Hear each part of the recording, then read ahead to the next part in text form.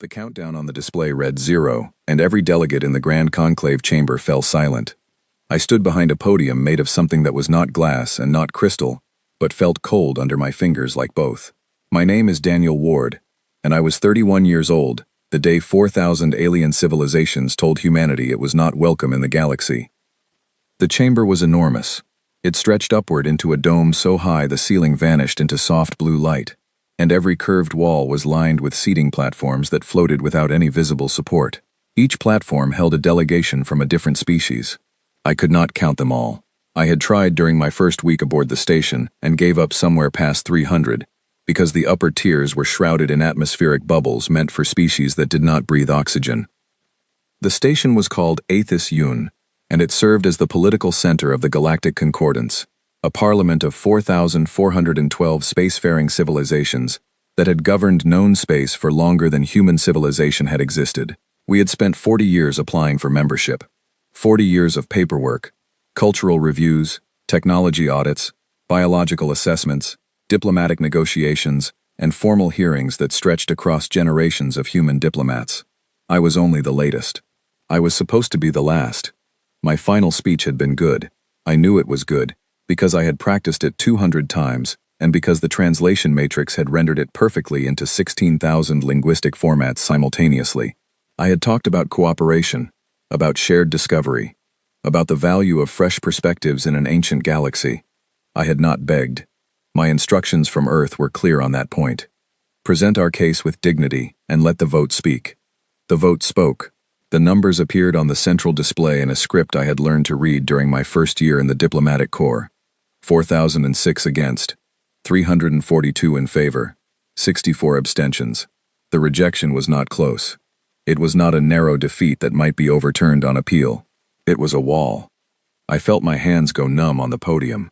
Somewhere behind me, I heard Lucy Grant, my deputy, exhale through her teeth in a sound that was almost a whistle. The rest of our delegation, 9 diplomats who had collectively spent over a century working toward this moment, said nothing at all. The speaker of the conclave was a drone from the Shun collective, a hive mind species that communicated through mathematical harmonics. The drone was small, about the size of a human child, with a smooth gray carapace, and 4 arms that moved in constant geometric patterns as it spoke.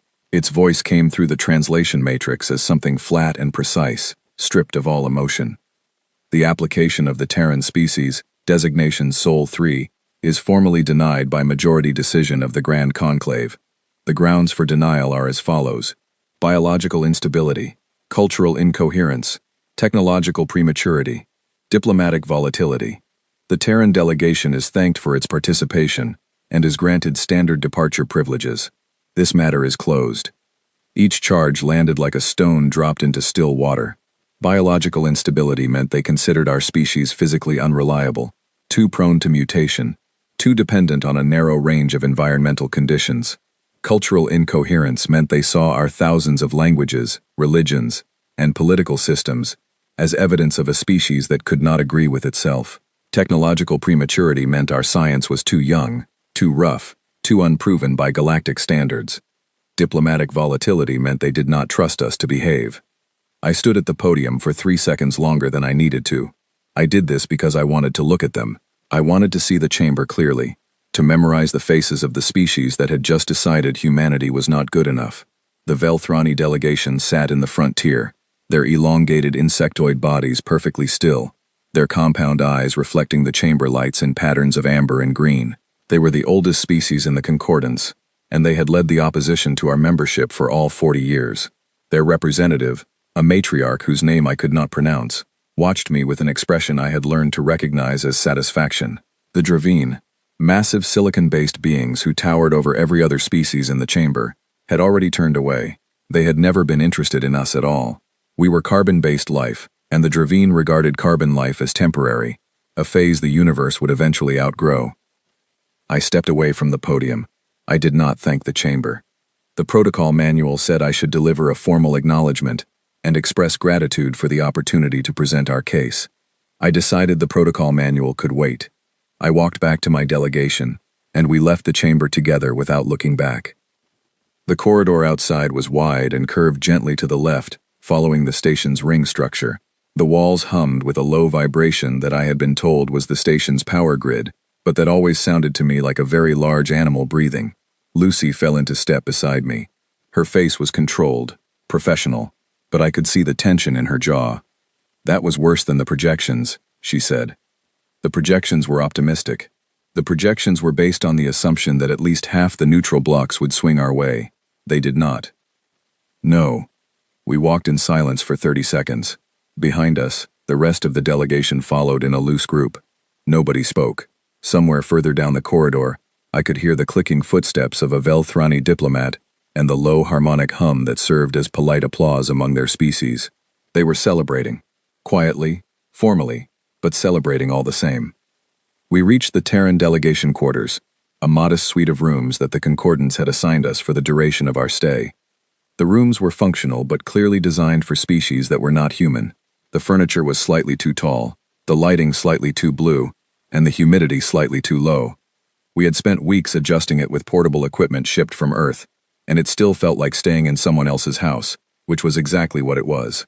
I closed the door and turned to face my team. 9 faces looked back at me. These were career diplomats, people who had spent their entire professional lives working toward galactic membership. Some of them had children who had grown up hearing about this day. Simon Blake, our technology liaison, looked like he had been punched. Peter Holt, the senior cultural attaché, sat down very slowly and stared at the floor. Sophie Watts, who had handled our biological compliance documentation, was already quietly gathering her files into a case. "I need a minute," I said, and walked into the private office at the back of the suite. The office had a single window that looked out into space. Aethys Yun orbited a binary star system, and the light came in 2 colors, pale gold and deep orange, that shifted across the walls as the station rotated. I sat in the chair that was too tall for me, and opened my communication terminal. There was one message waiting. It was from Earth, from Secretary General Catherine Moore herself. The transmission had been sent before the vote results were officially broadcast, which meant someone in our intelligence network had relayed the numbers the moment they appeared. The message was 5 words long. "Understood. Bring everyone home." I read it twice. Then I read it a 3rd time. There was no anger in those words, no demand for an appeal, no instructions to file a formal protest, no political strategy for next steps. Just a calm acknowledgement and a clear directive. "Come home. We have things to do." I sat with those 5 words for a long time. Then I opened the door and told my team, "Pack everything. We leave in 6 hours." Lucy frowned. "We have 72 hours of departure privileges. We could use that time to make informal contacts, feel out which delegations might support a future reapplication." "There will not be a reapplication." The room went very quiet. "Catherine's orders," I said. "We are going home." I expected arguments. I expected at least some of them to push back, to insist that decades of work deserved more than a 5-word retreat. But something shifted in the room when I said those words. I watched it happen. The grief that had been sitting on their shoulders like physical weight seemed to change shape, to condense into something smaller and harder and more portable. Sophie closed her file case with a click. Simon stood up and began disconnecting our portable environmental equipment. Peter nodded once, slowly, and reached for his coat. We packed in 4 hours, not 6. We were efficient about it.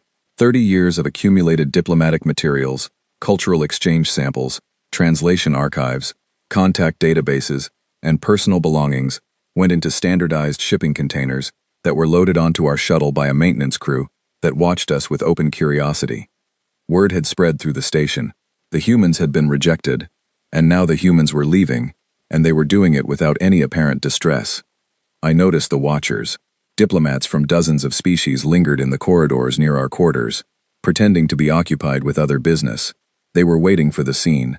Every major rejection in Concordance history had produced one. Species that were denied membership traditionally protested, appealed, bargained, threatened, or collapsed into public grief. Some had even refused to leave the station, forcing security interventions that became cautionary tales repeated across the galaxy. The Watchers expected something from us. They expected humans to behave the way rejected species always behaved. We gave them nothing. We walked to the docking port in a calm, orderly line, carrying our personal bags and speaking quietly among ourselves about logistics. Lucy was confirming our flight path with traffic control. Simon was talking to Sophie about which equipment to stow and which to keep accessible. Peter had found a packet of dried fruit in his bag and was eating it as he walked. It was the most ordinary departure in the history of galactic diplomacy, and I could feel the confusion radiating from every alien who watched us pass. At the docking port, I stopped. I do not know why I stopped. Something made me turn around and look back down the corridor toward the heart of the station. The curved walls hummed. The twin-colored light shifted across the floor. Somewhere deep inside HFY, 4,000 species were already moving on to the next agenda item, filing our rejection as a minor administrative note in a history that stretched back millennia. A hand touched my arm. I turned and found myself facing a delegate I recognized. She was Kethari, a species of tall, slender beings with dark skin that shimmered like oil on water, and large eyes that held patterns of silver light. The Kethari had voted in our favor. All of them. Their entire delegation had supported Earth's membership bid, quietly and consistently, for decades. This particular delegate, whose name was Sarah, had been one of our few genuine allies on the station. She pressed something into my hand, a small data chip, no larger than a coin, warm from her fingers. "For when you are ready," she said. Her voice through the translation matrix was gentle and slightly sad. "What is it?" "A map," she smiled. And a Kethari smile was a subtle thing, a slight widening of the eyes, a shift in the silver patterns. They never looked there. "You will." Before I could ask anything else, she stepped back and disappeared into the corridor traffic. I looked at the chip in my palm, then slipped it into my pocket. I boarded the shuttle. The door sealed behind me. Through the viewport, I watched HFY shrink from a structure into a shape, from a shape into a point, from a point into nothing. The stars did not change. They never do. I sat in my seat and thought about what had just happened. The galaxy had looked at humanity and decided we were not enough. Not stable enough. Not old enough. Not uniform enough. Not safe enough. We had been measured against a standard we did not set, and found wanting by judges we did not choose. And Earth's response had been 5 words. Understood. Bring everyone home. Not understood. And here is our plan for revenge. Not understood, and begin the appeal process. Just come home. Because home was where the work was. Home was where the future was. Home was where 7 billion people were waiting to find out what came next, and not a single one of them was going to spend that future waiting for permission from a parliament of species that had already made up their minds. They wanted us to beg. That was the part they had been looking forward to. The protocols, the precedents, the entire cultural framework of the concordance was built around the assumption that rejected species would be devastated, because membership was supposed to be the only path to relevance in the galaxy. Without the concordance, a species had no access to the lane travel network, no seat in the trade agreements, no protection under the collective defense treaties, no voice in the decisions that shaped interstellar civilization. Rejection was supposed to be a death sentence for ambition. We robbed them of their moment. We did not do it on purpose. We did not have a strategy for dignified departure. We just had better things to do. The shuttle jumped to faster than light on a trajectory that our own crude drive systems could barely maintain, and I watched the stars stretch into lines, and thought about Sarah's data chip in my pocket, and I thought about Catherine Moore's 5 words, and I thought about the look on the Velthrani matriarch's face when I walked away without thanking the chamber. I was smiling. I did not even realize I was smiling until Lucy pointed it out. "What could you possibly be smiling about?" she asked. I thought about it for a moment. "I think I am relieved," I said. "We spent 40 years trying to convince them we belonged. Now we do not have to convince anyone of anything. We just have to be ourselves." Lucy looked at me for a long time. Then she leaned back in her seat and closed her eyes, and I could have sworn I saw the corner of her mouth turn upward too. Earth looked the same from orbit. That was the first thing that struck me when our shuttle dropped out of faster than light, and the planet appeared in the viewport, blue and white, and impossibly bright against the black. I had been away for 3 years. 3 years of living on an alien station, breathing recycled air that never quite smelled right, sleeping in rooms designed for bodies shaped differently from mine. And there it was, unchanged, spinning slowly, covered in clouds that did not care about galactic politics. We landed at the Nairobi spaceport, which was the largest facility Earth had for receiving interstellar-capable vessels, though by concordance standards it would have been considered a rural landing pad. Catherine Moore was not there to meet us. She had sent a deputy, a quiet man named Edward Collins, who shook our hands and told us to get some rest and to report to the new agency in 72 hours. When I asked what new agency, he just said I would be briefed and handed me an address. The address led me to a building in Geneva that had no sign on the door.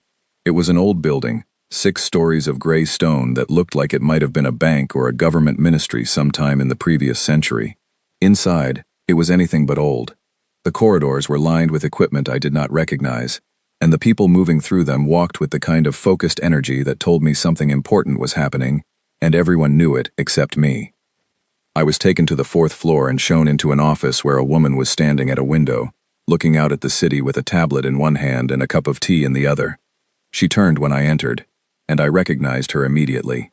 Helen Cross, former director of the European Particle Physics Consortium, winner of the Nakamura Prize for Theoretical Physics at age 34, and according to the briefing packet that Edward Collins had given me on the way from the spaceport, the newly appointed director of something called the Threshold Initiative. "You are Daniel Ward," she said. It was not a question. "I am." "Sit down. I need to explain something, and I would rather do it quickly because I have 11 other briefings today and a conference call with Buenos Aires in 40 minutes. I sat. Helen Cross did not sit. She paced. "The concordance rejected us," she said. "Fine. We expected it. Not the margin. I will admit, that margin was worse than our models predicted. But the rejection itself was always the most likely outcome, and Catherine's contingency planning for this scenario began 6 years ago. Threshold is the contingency." She put her tablet on the desk and a projection appeared above it, rotating slowly. It was a diagram I did not fully understand, but I could recognize enough of it to see that it was an engineering schematic of something vast and complex. "The premise is simple," Helen said. "Everything the concordance refused to share with us, we build ourselves. Every technology we were supposed to receive upon membership, every system we were supposed to gain access to, every advantage we were told we could not have without their approval. We build it. We build it differently, and we build it better." "Better?" I said. "Their technology is thousands of years ahead of ours." "Their technology is thousands of years old," Helen corrected. "That is not the same thing. The concordance is built on scientific frameworks established by the founding species during the first galactic expansion. Every civilization that joined after them adopted those frameworks wholesale because the founding species said, these are the correct ways to manipulate physics, and nobody ever questioned it. The Velthrani power grid runs on the same principles it ran on 8,000 years ago. The lane travel network has not been fundamentally redesigned since it was built. Their communication system, their energy generation, their material science, all of it is refined, polished, optimized, but none of it is new. They perfected their answers to the universe's questions 10 millennia ago, and then they stopped asking new ones." She paused and looked at me very directly. "We have no old answers," she said. "We have nothing but new questions. That is our advantage." The world reacted to the rejection in a way that I would not have predicted. I had braced for fury. I expected nationalist movements to seize on the insult, expected protests outside government buildings, expected angry editorials and demands for retribution. I expected the kind of wounded pride that turns inward and becomes something toxic.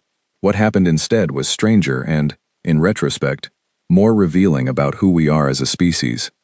People shrugged, then they laughed. Within a week of the official announcement, the rejection had become the biggest source of comedy on every social media platform on the planet. Late-night comedians built entire routines around it. University students started wearing shirts that said, "Rejected by the Galaxy," as a badge of ironic pride. A music producer in Tokyo released an album called Biologically Unstable that became the most downloaded album of the year. An artist in Lagos painted a mural of the Velthrani matriarch with a speech bubble that said, "You are not culturally coherent," next to a human shrugging with a speech bubble that said, "Have you met us?" The humor was sharp and sometimes savage, but it was not bitter.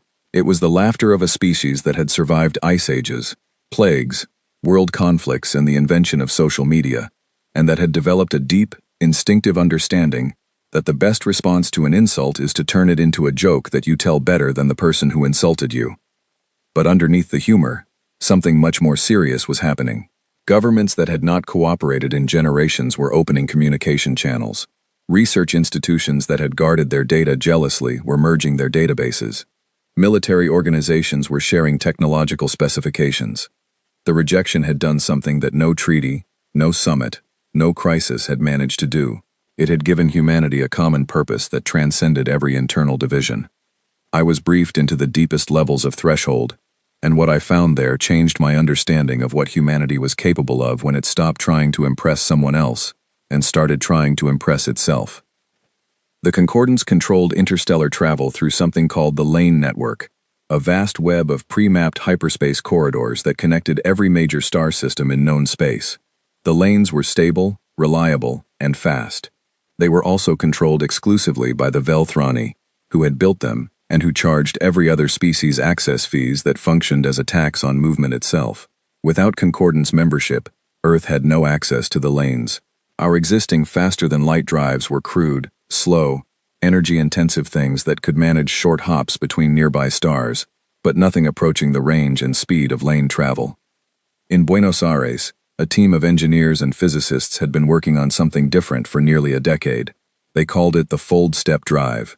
The concept was radical enough that I initially assumed it was theoretical, but Helen assured me they were already building prototypes.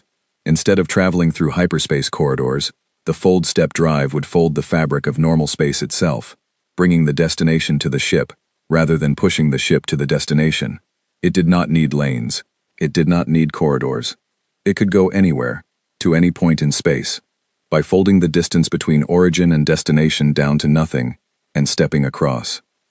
The lead engineer was a young man named Simon Blake, who I had known briefly during my time at the academy, before my career took me into diplomacy, and his took him into physics.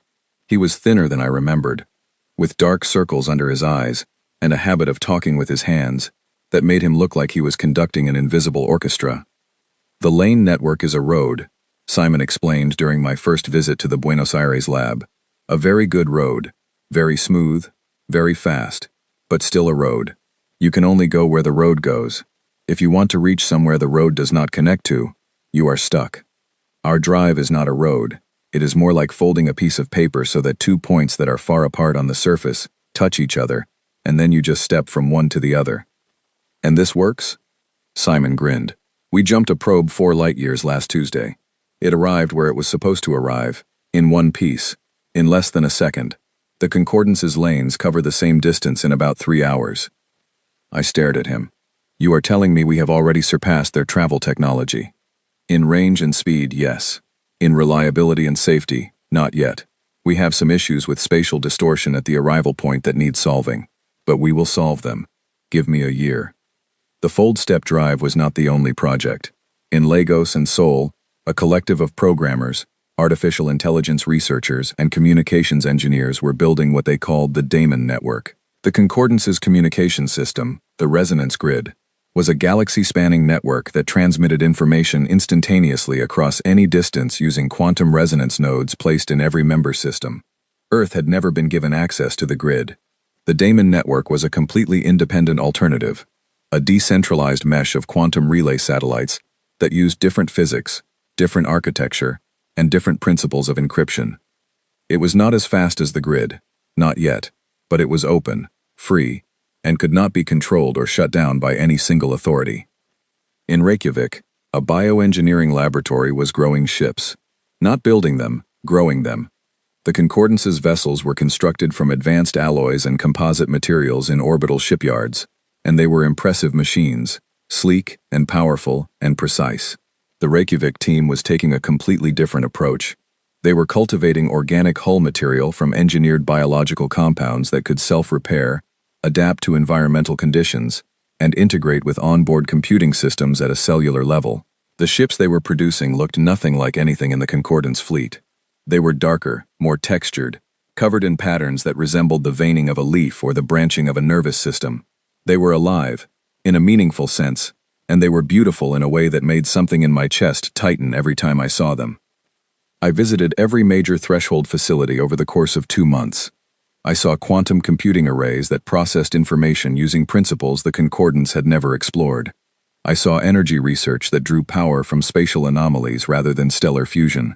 I saw material science laboratories where engineers created substances that did not exist in any concordance database.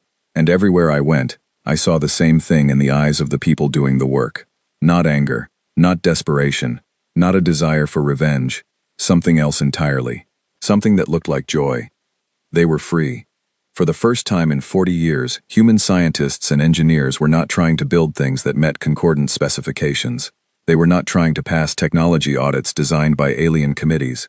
They were not trying to prove that their work was compatible with galactic standards set by species that had stopped innovating before humans learned to write. They were building whatever they wanted, however they wanted, for no reason other than that they could. I remember standing in the Buenos Aires lab, watching Simon work through a spatial geometry problem on a transparent display. He had been at it for hours. The problem was one that concordance physicists had spent 11 centuries calling impossible, a particular configuration of folded space that their mathematical models said could not be stabilized. Simon was attacking it with an approach that no concordance physicist would have considered, because it drew on a branch of mathematics that had been developed on Earth in the 21st century and had no equivalent in galactic academia. He solved it at 3 in the morning. He solved it with a diagram drawn on a napkin, a cold cup of coffee, and an analogy borrowed from origami. He held up the napkin and showed me, and I understood approximately 10% of what I was looking at, but I understood enough to know that it was something the galaxy had never seen before. That was the moment I understood what the concordance had really done when they rejected us. They did not reject us because we were primitive.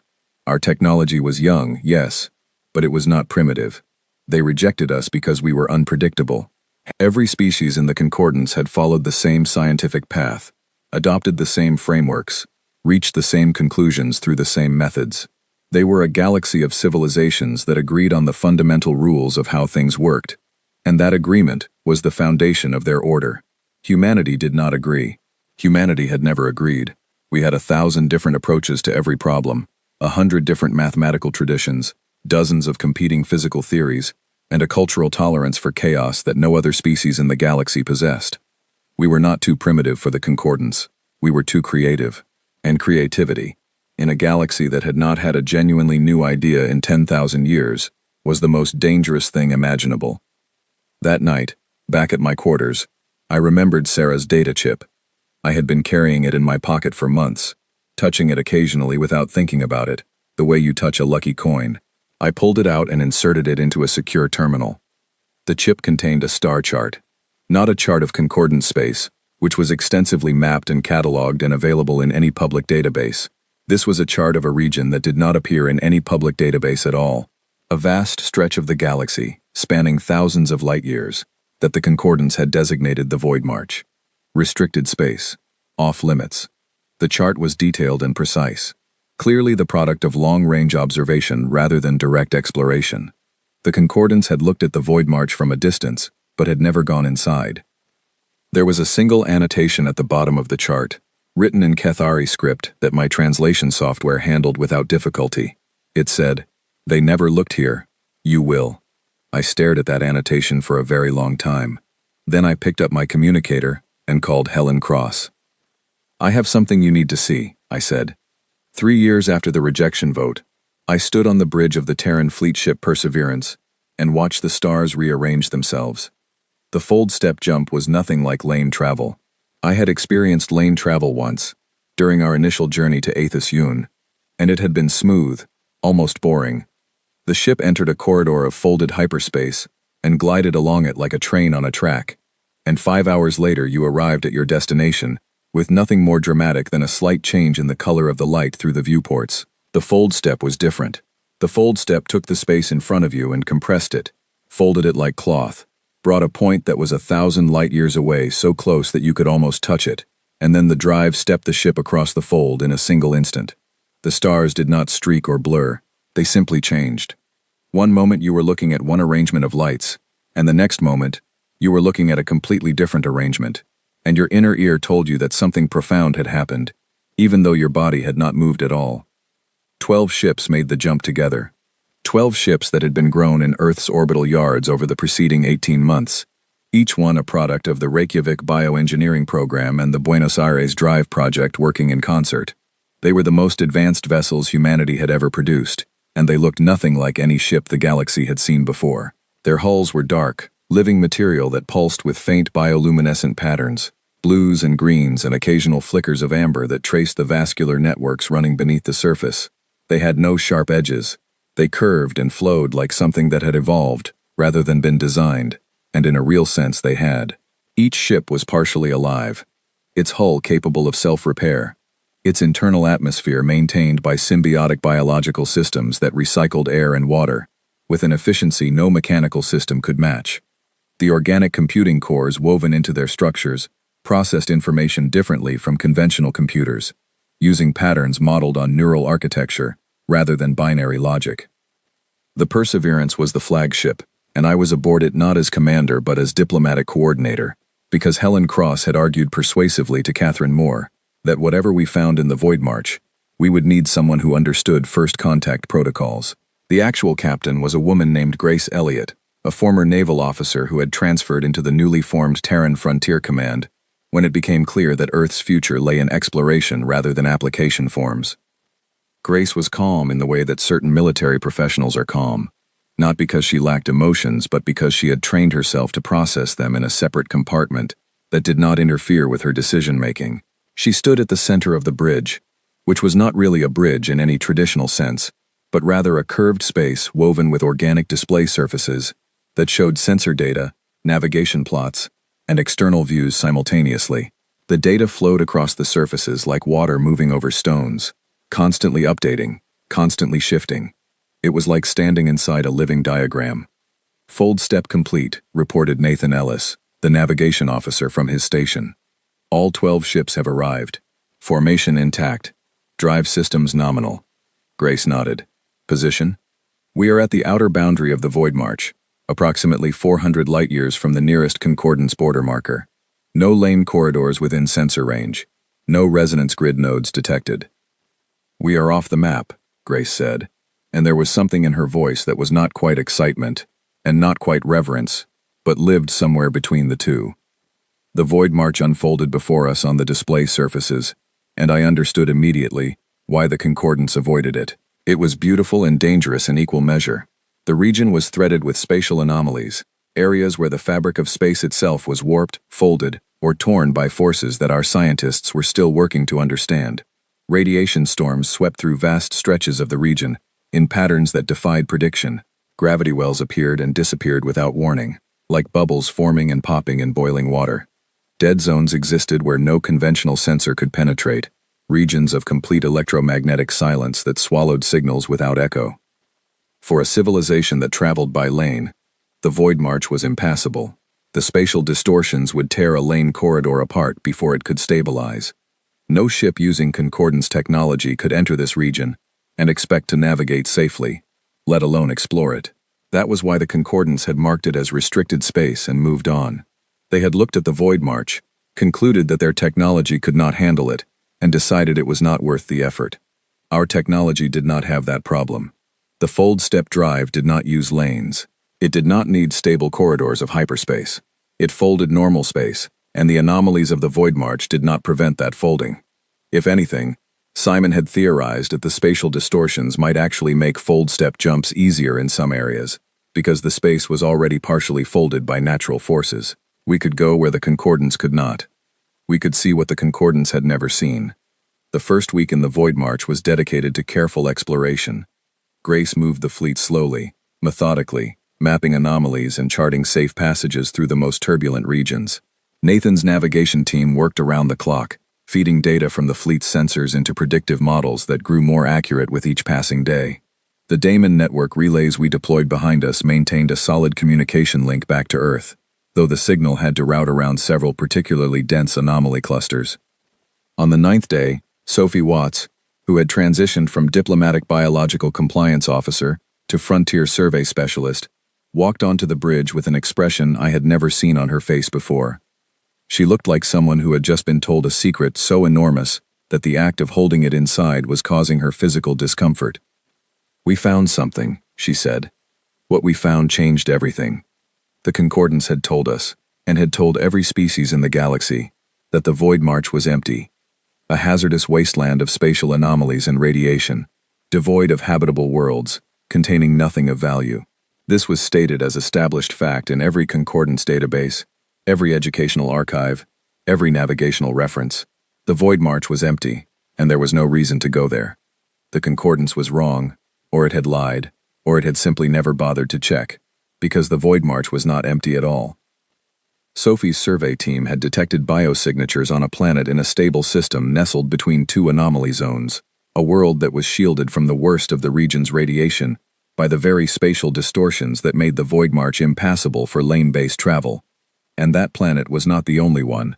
As our sensors expanded their range over the following weeks, we found more. Dozens of habitable worlds scattered throughout the Void March, hidden behind curtains of gravitational distortion, protected by the same forces that kept the concordance out. And on those worlds, there was life. Not spacefaring civilizations, not species that had built ships and explored the stars. These were younger societies, peoples in early stages of development, cultures that had grown and flourished in isolation, because no one in the galaxy had ever reached them. They had watched the stars for generations and wondered if they were alone. No one had ever answered. The first species we made contact with were the Surathi. I will remember that day for as long as I live. The Perseverance descended through the atmosphere of a world called Surathis, a name we would later learn from its inhabitants, and Grace set us down in a clearing beside a river that ran copper-colored through a forest of trees that grew in spirals. The air tasted like rain and something faintly sweet that I later learned was the pollen of the spiral trees, which bloomed continuously throughout the planet's long growing season. The Surathi came to us. They did not hide. They did not run. They walked out of their settlement, a cluster of elegant structures built from woven wood and river stone, and they stood at the edge of the clearing and looked at our ship with expressions that I did not need a translation matrix to interpret. Wonder. Pure, undiluted wonder. Not fear. Not hostility. Just the overwhelming, breathtaking realization that the universe was bigger than they had imagined, and that something from outside had finally arrived. They were amphibian in basic physiology, with smooth skin that shifted colors slowly in response to their emotional state. From deep blue in calm to bright green in excitement. They were slightly shorter than humans, broad-shouldered, with wide eyes that reflected light like polished stone. Their hands had 6 fingers each, and they moved with a fluid grace that suggested they were as comfortable in water as on land. I stepped off the ship first. Protocol said the diplomatic coordinator should make initial contact, and for once protocol and common sense agreed. I walked across the clearing toward the group of Surathi standing at its edge, and I stopped at a respectful distance, and I waited. An elder came forward. I could tell she was an elder by the way the others deferred to her, and by the network of fine lines across her face that spoke of long years. Her skin was shifting slowly between blue and green, and her eyes were fixed on me with an intensity that made my chest tight. She spoke.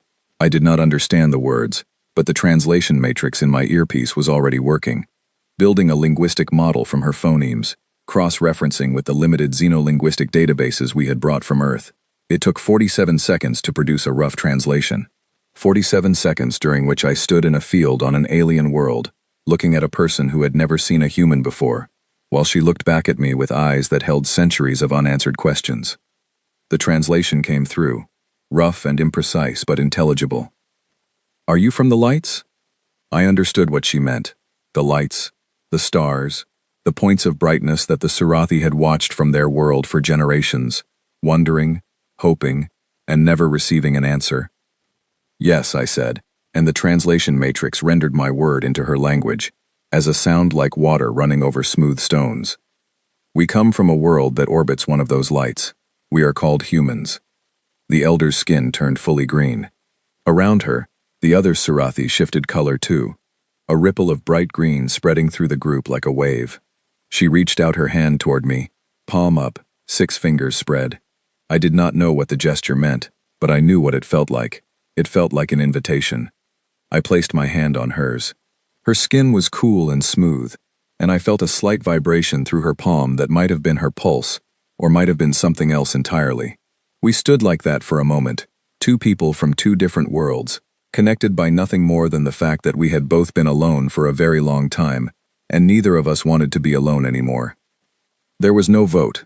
There was no application process.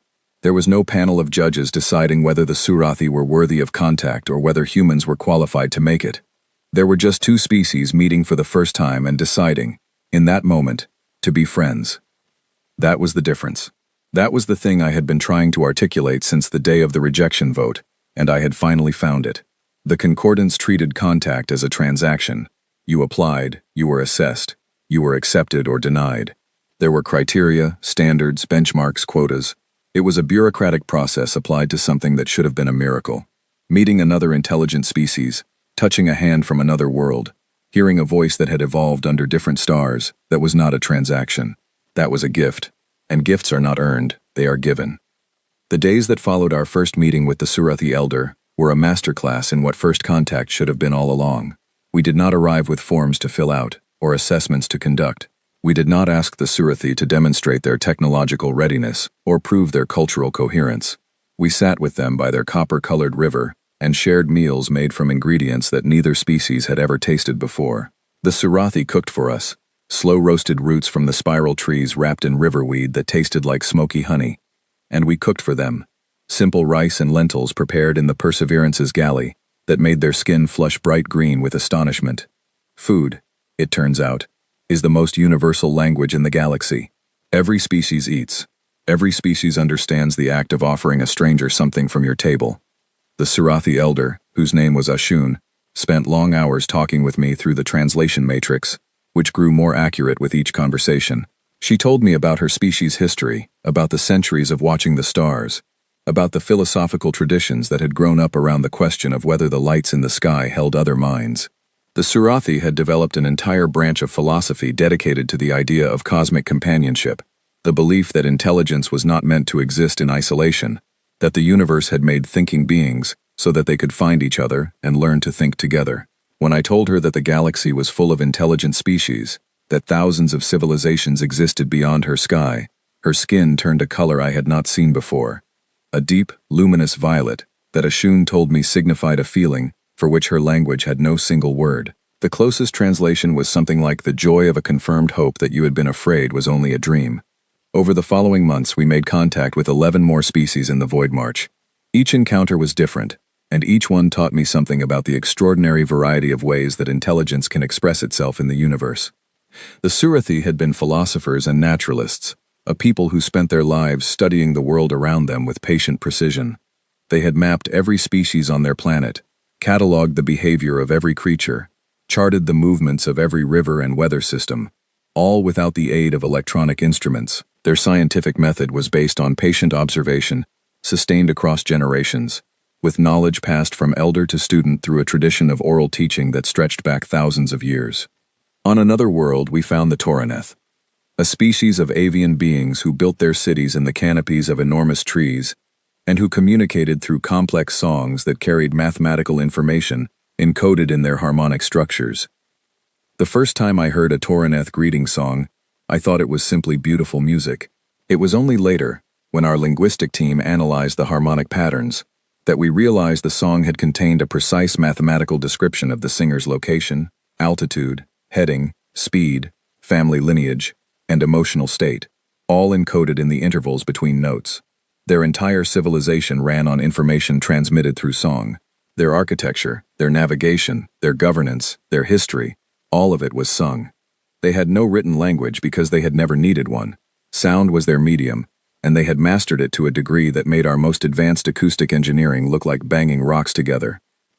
On a rocky planet deep in the Void March's interior, we encountered the Paloon, a subterranean species that navigated by sonar and had developed a form of architecture that was essentially sculpted sound, buildings whose shapes were designed to create specific acoustic environments.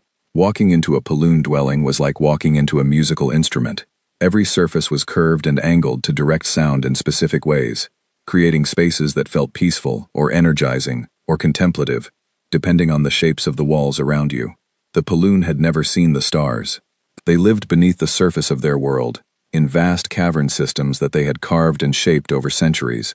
When we showed them images of the galaxy from the Perseverance's observation deck, they stood in silent contemplation for so long that I began to worry we had overwhelmed them. Then their elder turned to me and said, through the translation matrix, "We always knew the universe was larger than our caves. We just did not know it was also beautiful." None of them had ever made contact with another species.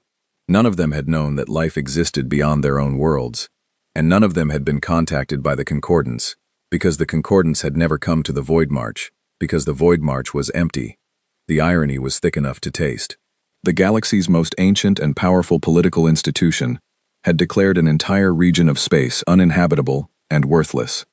And inside that region, dozens of civilizations had grown up unseen and unheard, waiting for someone to notice them. The Concordance had not noticed, because noticing would have required going to a place their technology could not reach. Humanity had noticed because humanity had been forced to develop technology that could. We also found resources. The Void March was rich in ways that Concordance space was not. Rare quantum lattice minerals that did not appear on any galactic trade index. Elements with properties that our physicists had theorized about but never observed. Spatial phenomena that could be harnessed for energy generation on scales that dwarfed anything in the Concordance's power infrastructure. The Void March was not a wasteland. It was a treasure chest that the galaxy's oldest civilizations had been sitting next to for millennia, without ever opening the lid. I sat on the outer hull of the Perseverance one evening, sealed inside a pressure suit, looking out at a nebula that no Concordance eye had ever seen. The nebula was vast and complex, a cloud of gas and dust that glowed in shades of violet and gold, lit from within by the light of young stars being born in its depths. It was one of the most beautiful things I had ever seen, and I was the first human to see it, and I was only seeing it because 4,000 alien civilizations had told us we were not welcome in their part of the sky. They locked us out of their house, so we found a continent. The rumors started slowly, the way fires start in dry forests. A spark here, a wisp of smoke there. Nothing dramatic until suddenly the whole horizon is glowing. I learned about the rumors from an intelligence briefing that landed on my desk 7 years after the rejection vote. By then, I had been promoted to senior coordinator of the Terran Frontier Network, which was the official name for the growing web of relationships between Earth and the Void March species we had contacted. My office was on the Perseverance, which had become a permanent diplomatic station in orbit around Serathis. I liked working there. The view of the spiral tree forests from my window was better than anything Geneva had to offer. The briefing came from our signals intelligence team, a group of very clever people who spent their days monitoring Concordance communication traffic that leaked through the edges of the resonance grid into our Damon network receivers. They could not decrypt the high-priority diplomatic channels, but they could intercept the lower-tier commercial and civilian traffic, and what they found in that traffic was fascinating. The Concordance was talking about us. Not officially. There had been no formal acknowledgement of humanity's activities since the rejection vote. As far as the Concordance's official records were concerned, Earth was a minor rejected applicant that had retreated to its home system and would presumably spend the next few centuries being irrelevant. But below the official silence, in the commercial channels and the trader networks and the informal communications between minor species, the talk was everywhere. The humans are in the Void March. The humans found habitable worlds. The humans have made contact with unknown species. The humans are building something. The details were garbled, exaggerated, and frequently wrong. One widely circulated rumor claimed we had discovered a cache of ancient weapons left by a precursor civilization, and were using them to carve out an empire.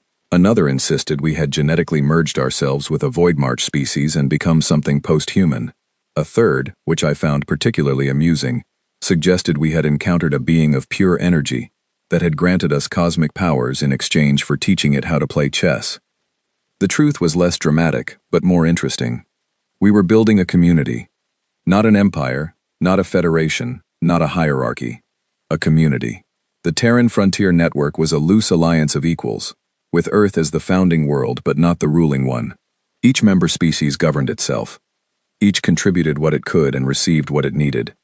Decisions were made by consensus when consensus was possible, and by compromise when it was not. It was messy, and slow, and sometimes frustrating, and it was the most honest political structure I had ever been part of. The Velthrani were the last to take the rumors seriously. Their intelligence analysts dismissed the reports as exaggerations from unreliable sources. The Void March was impassable. Everyone knew that. Whatever the humans were doing, they could not possibly be doing it in a region of space that no ship could safely navigate. The Velthrani elders were confident in this assessment, because it was based on a fundamental truth that had been true for 10,000 years. Their lane technology could not penetrate the Void March. Therefore, no technology could. They had not considered the possibility that someone might build a different kind of technology. The Shun Collective, being a hive mind that valued data over assumptions, ran probability models on the rumors and got results that did not make sense. Their models kept producing contradictory outputs, assigning high probability to scenarios that should have been impossible based on known physics. This troubled the Shun deeply, because the Shun did not like contradictions. They sent a formal inquiry to the Concordance Science Council, asking whether any species had developed space-folding technology that did not rely on lane corridors. The Science Council replied that such technology was theoretically impossible, and that the Shun should recalibrate their models. The Shun did not recalibrate their models. Instead, they quietly opened a secondary analysis channel and began collecting data more aggressively. Meanwhile, trade was happening. The Concordance operated on a closed economic model. All interstellar trade flowed through Concordance-regulated channels, using Concordance-approved routes, paying Concordance-assessed tariffs. Member species traded with each other inside this system, and non-members were excluded entirely. It was efficient, stable, and had been the foundation of galactic commerce for millennia. It was also, as several economists on Earth had pointed out, essentially a monopoly. Our Damon network relays were the first crack in that monopoly. The relays were communication devices, simple, robust quantum mesh transceivers that could be deployed anywhere and linked into a decentralized network that did not depend on the resonance grid. They were not as fast as the grid for long-range communication, but they were cheap, easy to install, and free. No access fees, no licensing agreements, no bureaucratic approval process. Just plug them in and start talking. Independent traders, the ones who operated on the margins of concordant space, noticed. These were merchants from minor species who had always resented the grid's access fees, which ate into their already thin profit margins. When rumors began circulating that the humans were selling network relays at a fraction of what a grid connection cost, traders started finding ways to reach us. They came through roundabout routes, slipping past concordance border monitors, following coordinates passed through whisper networks and black market channels. They found our frontier stations, and what they found there went beyond communication relays. We had biome hull seeds, small biological packages that could be attached to the exterior of any ship, and would grow into self-repairing organic hull material over a period of weeks. A ship with biome hull coating could heal micrometeorite damage, seal minor breaches, and adapt its thermal properties to different environments without any mechanical intervention. The Concordance had nothing equivalent. Their ships were maintained by dedicated engineering crews using expensive replacement parts manufactured in specialized orbital facilities. Biome hull seeds cost almost nothing to produce and required no maintenance infrastructure at all. We also had void march minerals, elements, and compounds that did not appear in any Concordance trade catalog because they had never been found in Concordance space. Some of these materials had extraordinary properties. Quantum lattice crystals that could store and process information at densities that made conventional computing hardware look like abacus beads, resonance-active alloys that vibrated at frequencies useful for medical diagnostics, industrial manufacturing, and communications enhancement, thermal shift compounds that could regulate temperature with a precision that made environmental control systems obsolete. The economics of the situation were quietly devastating for the Concordance's trade model. For millennia, the Concordance had maintained price stability through control of supply. The founding species owned the patents, the manufacturing processes, and the distribution networks for virtually every advanced material in galactic commerce. New members paid for access to these materials through a complex web of trade agreements, licensing fees, and technology sharing arrangements that ultimately funneled wealth upward to the founding species. It was not exploitation in any crude sense. The materials were genuinely valuable, and the prices were not unreasonable by historical standards, but the system depended on the assumption that there were no alternatives, no other sources of advanced materials, no independent manufacturing capability, no competing supply chain.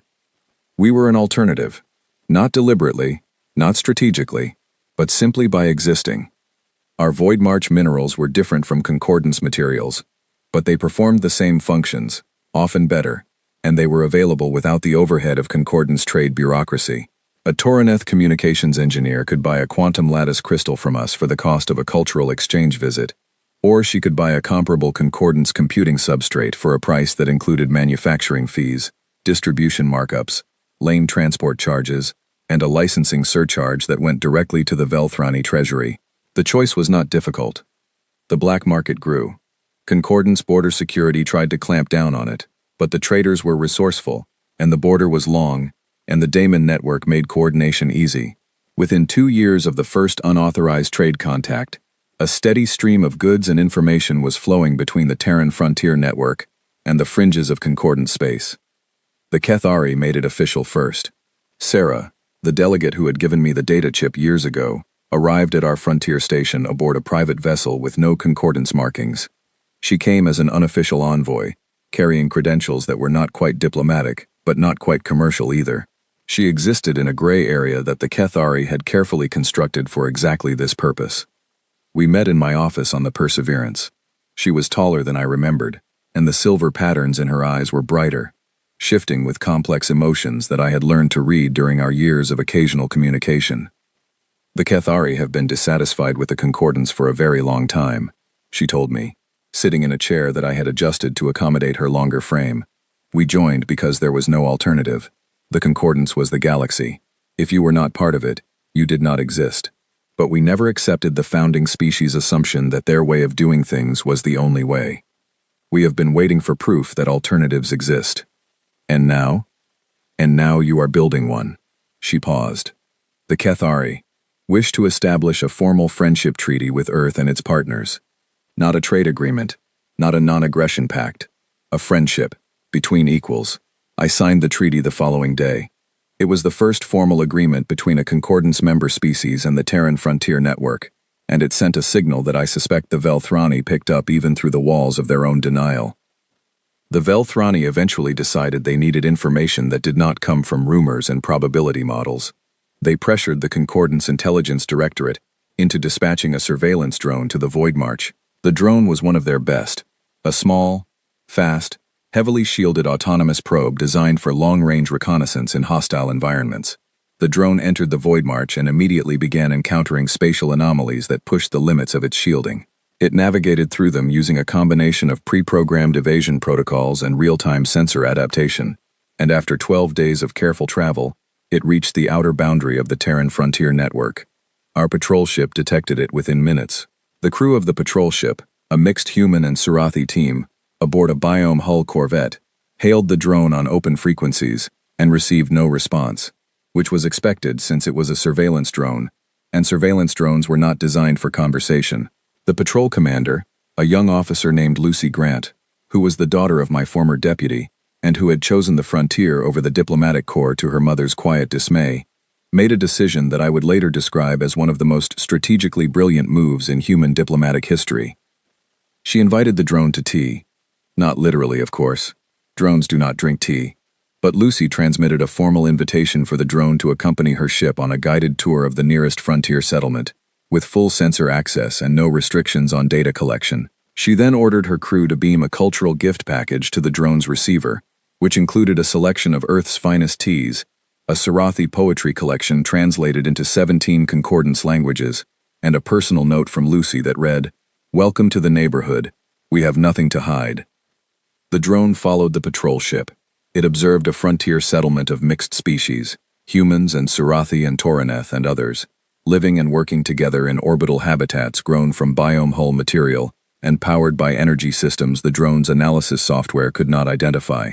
It recorded ships coming and going, some human-built, some of designs it did not recognize. It documented trade exchanges, communication traffic on the Damon network, and the general atmosphere of a community that was busy, productive, and completely unconcerned about being watched. The drone returned to concordance space after 3 weeks.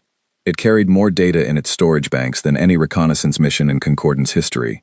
When that data was presented to the Grand Conclave in a closed session, the reaction was not what the Velthrani had expected.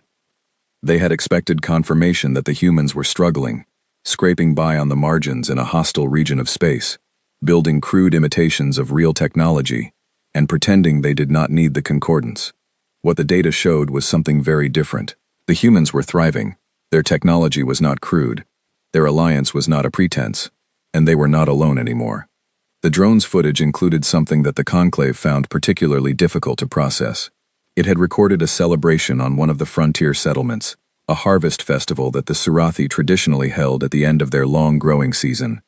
The festival had been adapted to include customs from every species in the settlement. Human musicians played alongside Toraneth singers. Sarathi dancers moved in patterns that incorporated Paloon acoustic design principles, their movements creating sound as well as visual beauty.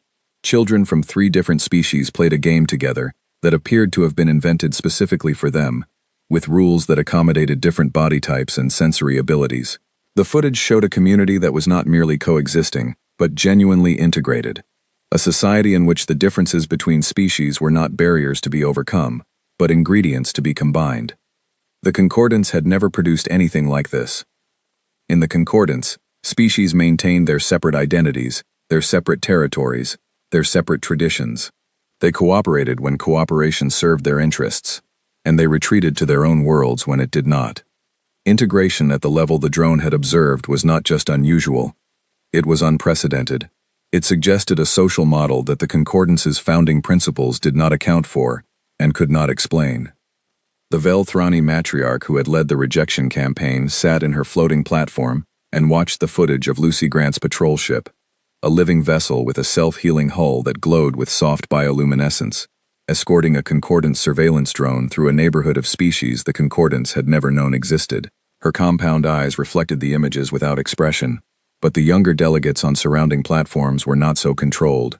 I was told later that the whispered conversations that filled the chamber after the presentation were louder and more numerous than anything the Grand Conclave had heard in centuries.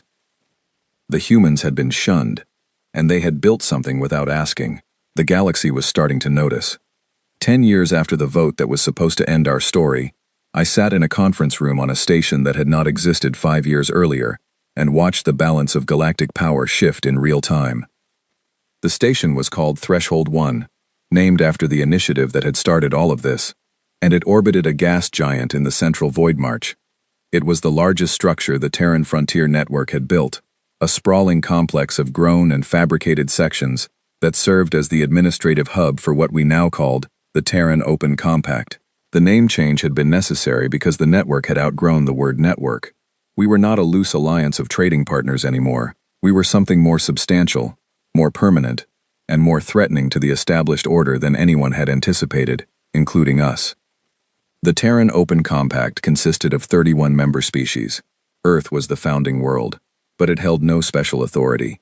Each member had an equal voice in the Compact Council, which met monthly in a chamber aboard Threshold 1 that had been specifically designed to accommodate the physical requirements of every member species. The chamber had sections with different atmospheric compositions, different gravity settings, different lighting spectra, and different acoustic properties. It was, in a practical sense, a room that contained 31 different environments simultaneously, separated by transparent barriers that allowed visual contact while maintaining each species' comfort. It was ridiculous and wonderful, and it worked. I was in the conference room adjacent to the council chamber, reviewing intelligence summaries with Helen Cross, who was now the Compact's Secretary General, a title she had accepted reluctantly, and performed with the same focused intensity she had brought to particle physics. 87, she said, pointing at a number on the display. 87 what? Species. In the last 14 months, 87 Concordance member species have formally withdrawn from the Concordance, or downgraded their membership to observer status. I leaned back in my chair. That is more than double the number from last year. It is accelerating. The pattern is consistent. Small and medium-sized species, the ones that have always been marginalized within the Concordance's hierarchical structure, are leaving. They are not joining the Compact directly, because that would trigger Concordance sanctions during the withdrawal transition period. Instead, they declare independence first, wait out the mandatory cooling period, and then open trade and diplomatic relations with us. The Concordance is bleeding members. The Concordance is losing the species it never valued in the first place. The founding members, the Velthrani, the Dravine, the Rushan, they are all still firmly in place. The power structure of the Concordance remains intact, but the economic base is shrinking. Every species that leaves takes its trade volume, its resource contributions, and its manufacturing capacity with it. The Concordance is like a building losing bricks from the lower floors. The penthouse is still standing, but the foundation is developing cracks. The brain drain was not limited to political membership. Individual scientists, engineers, artists, and scholars from concordant species were migrating to the Void March in increasing numbers. Some came officially, through the channels established by the Cathari Friendship Treaty, and the growing number of similar agreements with other species. Others came unofficially, arriving at frontier stations on private vessels with little more than their personal equipment, and a desire to work somewhere that was not constrained by 10,000 years of institutional inertia.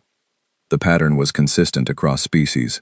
The individuals who came to us were invariably the ones who had been frustrated by the Concordance's intellectual conservatism, the ones who had ideas that did not fit within the established frameworks, the ones who had been told that certain questions were not worth asking, or that certain approaches were not worth pursuing. In the Concordance, orthodoxy was not just a preference, it was a structural requirement.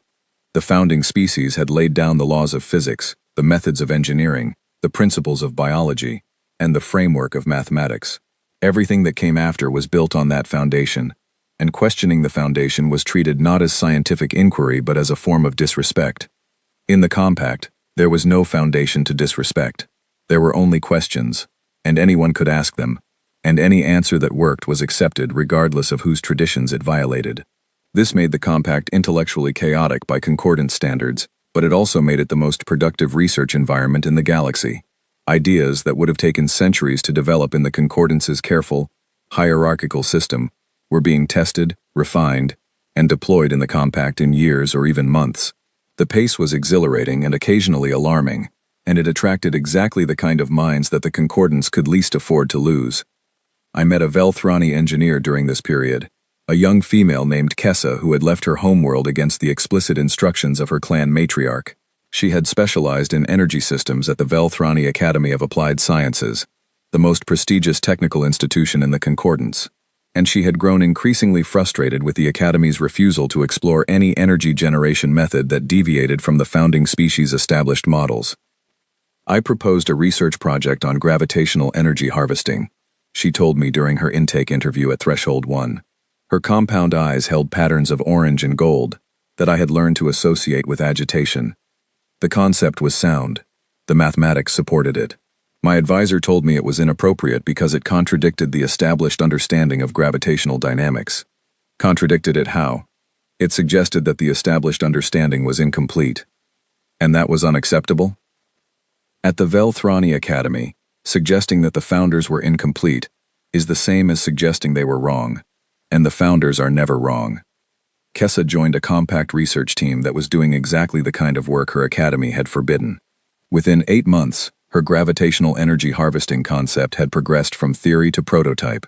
Within a year, it was operational. The irony was not lost on anyone. The technology gap between the Compact and the Concordance was shifting, and it was shifting in a direction that the Concordance found deeply uncomfortable. For 10,000 years, the founding species had held the technological high ground.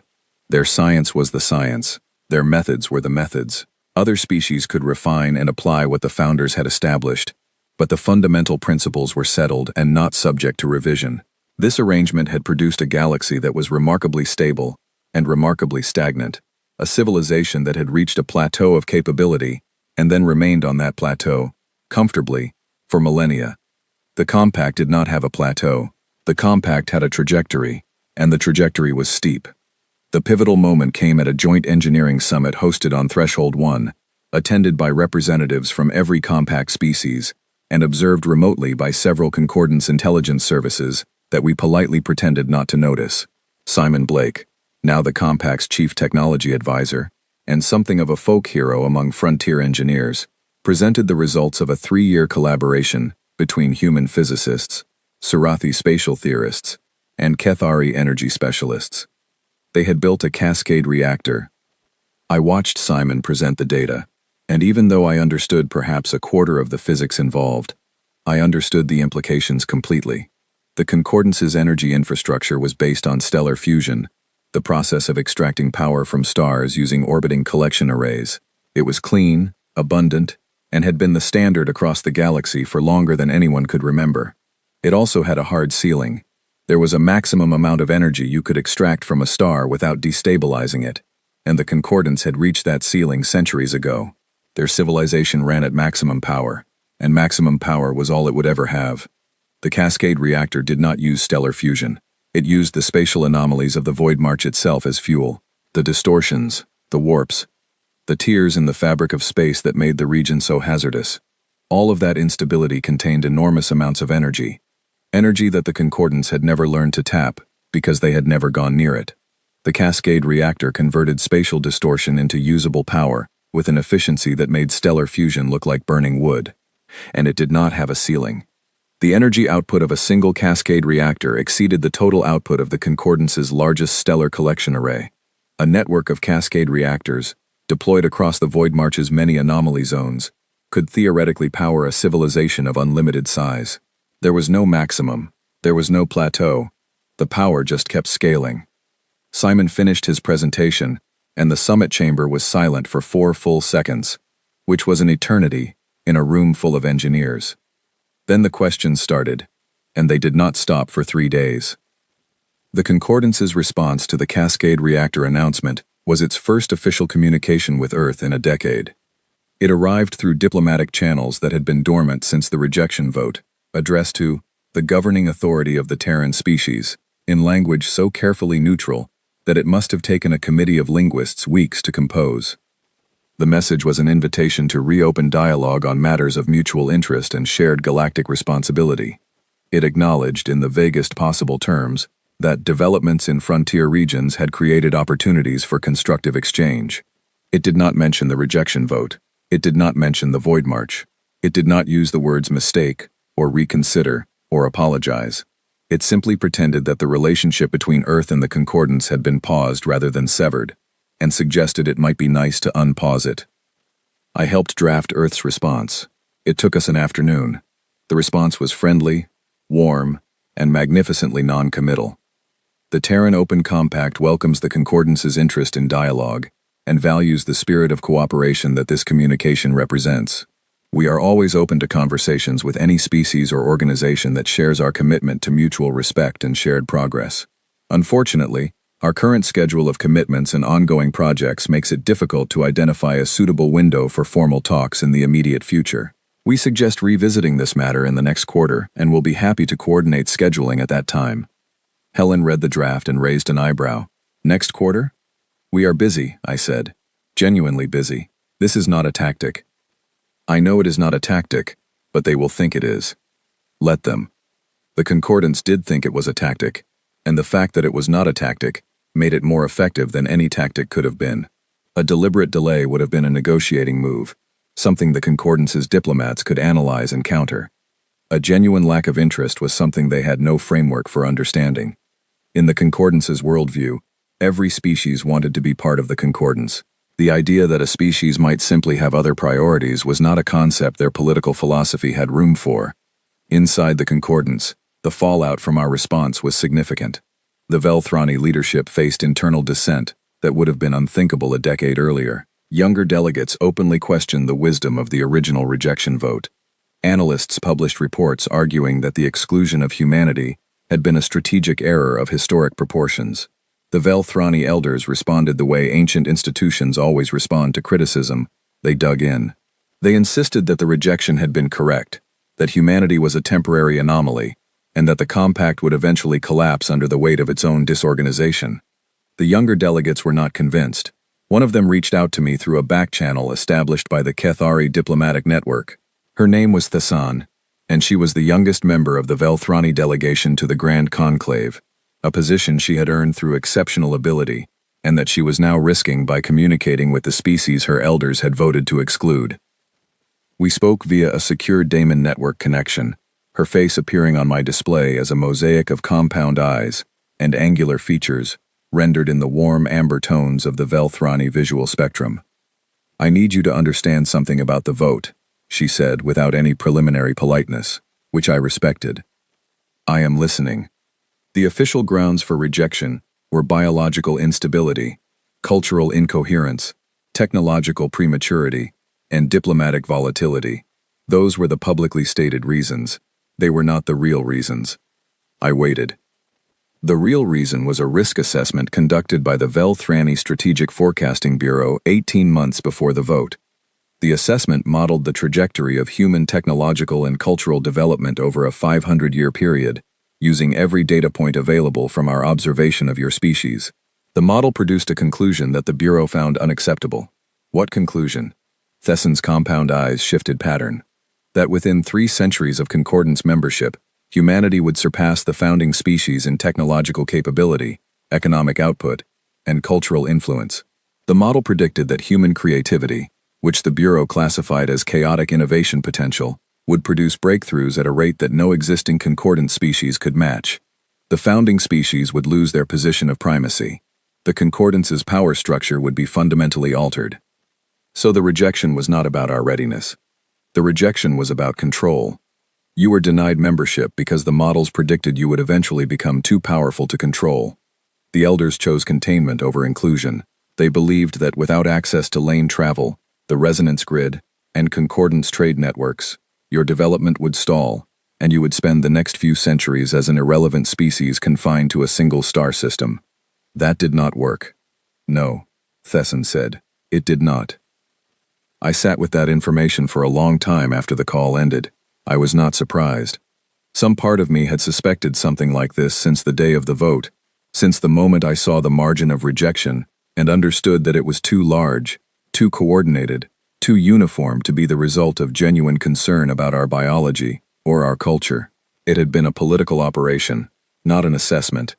The Velthrani had decided to shut us out, and they had whipped the votes to make it happen. But knowing the truth did not make me angry. It made me sad. Sad for the Velthrani. Sad for the Concordance. Sad for a galaxy that had chosen fear over curiosity, control over cooperation, stagnation over growth. I thought about the Surathi elder who had reached out her hand to me in the clearing on her homeworld, and I thought about the Velthrani matriarch who had sat in her floating platform and watched me walk away, and I understood that the difference between those 2 moments was the difference between a civilization that was still growing and one that had stopped. Imagine being so afraid of the future that you try to vote it out of existence. Imagine building a galaxy-spanning parliament and using it to lock the door against anyone who might change things. Imagine having 10,000 years of accumulated knowledge and power and using it to stand still. The Concordance had not rejected us because we were too primitive. They had rejected us because we were too alive. The distress signal arrived at 3 in the morning, station time. I was asleep in my quarters on Threshold 1 when the emergency alert pulled me out of a dream I immediately forgot. The alert tone was one I had never heard before, a deep, pulsing harmonic that vibrated through the walls and the floor and my teeth. It was the Compact's highest priority warning, a signal designated for events that threatened not just a single station or fleet, but the survival of multiple species. I was dressed and on the command deck in 4 minutes. Helen was already there, standing at the central display with her arms crossed and her face showing an expression I had seen only once before, the day she had told me about Threshold for the first time. Controlled intensity, a mind processing information faster than a mouth could report it. "What happened?" I said. She pointed at the display. A 3-dimensional map of the border region between Concordance space and the Void March rotated slowly, and at its center, a pulsing red marker indicated something that should not have been there. 12 hours ago, a spatial anomaly opened in the border region, Helen said. It is not like the anomalies in the Void March. Those are natural, stable enough to map and navigate around. This one is different. It is a rupture, a tear in the fabric of subspace itself, and it is expanding. How fast? At its current rate, it will consume the 3 nearest star systems within 90 days, 6 more within a year. I stared at the display. 9 star systems, billions of inhabitants, concordant citizens and compact partners alike. What caused it? We do not know yet. Our spatial physics teams are analyzing the data, but the rupture's energy signature does not match anything in our models. Simon is already on his way here with a team from the Buenos Aires lab. He says the preliminary readings suggest it is not natural. Not natural. He thinks something triggered it, something deep in the galactic core. He used the word activation, as if a mechanism that had been dormant was suddenly turned on. Over the next 48 hours, the picture became clearer and worse. The rupture, which the media quickly began calling simply the rupture, was growing at an accelerating rate. Spatial distortions radiated outward from its center, like ripples from a stone dropped into water, and those distortions were wreaking havoc on everything they touched. Gravitational fields warped. Electromagnetic spectra shifted. And most critically for the Concordance, the lane travel corridors in the affected region began to destabilize. The lanes were rigid structures.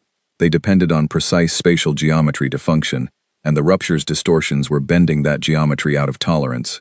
One by one, the lane corridors in the border region collapsed. Ships that had been mid-transit were thrown out of hyperspace into normal space at random locations, some damaged, some destroyed. Ships that had not yet entered the lanes found themselves unable to do so. The Concordance's primary means of transportation had simply stopped working in an expanding zone around the rupture. For the Concordance, this was catastrophic. Their entire civilization was built on the assumption that the lane network would always function. Their economies depended on it. Their military deployments required it. Their evacuation protocols assumed lane travel as the baseline for moving populations out of danger zones. Without the lanes, the Concordance's fleets were reduced to sublight travel, which was far too slow to evacuate the billions of people in the rupture's path. The Grand Conclave convened an emergency session. I was not present, but the Kethari provided us with a real-time account of the proceedings through their diplomatic channels. The session was, by all accounts, one of the most chaotic in Concordance history. Delegations demanded action, but no one could agree on what action to take. The Velthrani proposed deploying their fleet to stabilize the lane corridors by force, a plan that their own engineers admitted had a low probability of success. The Shun collective proposed a controlled collapse of the border lanes to prevent the distortion from spreading to the wider network, a plan that would save the network but abandon the populations in the affected systems. The Dravine proposed nothing at all and sat in their massive platforms in granite silence. Nobody proposed asking us for help, not at first. The silence on that particular option was telling. I learned later from the Kethari intelligence reports that at least 40 delegations had privately considered suggesting it, but none of them wanted to be the first to say the words aloud. To ask humanity for help was to acknowledge that the species the Concordance had rejected possessed capabilities the Concordance did not. It was to admit that the rejection had been wrong, that the Void March exploration had been right, that the entire edifice of Concordance technological supremacy was built on a foundation that had a crack in it the size of a small civilization. No one wanted to be the delegate who said those words and became the face of that admission. Meanwhile, people were dying. The spatial distortions had already claimed 2 research stations and a civilian transport that had been caught in a gravity shear between collapsing lane corridors. The death toll was climbing. Emergency shelters on the inhabited worlds in the rupture's path were filling with families who had nowhere to go and no way to leave. The most powerful political institution in the galaxy was watching its citizens face destruction and arguing about procedure. It was the Kethari who finally said it. Sarah, who had risen to the position of senior delegate in the years since she had given me the data chip, stood in the Grand Conclave and pointed out what should have been obvious. The humans had technology that worked without lane corridors. The humans had ships that could navigate spatial distortions.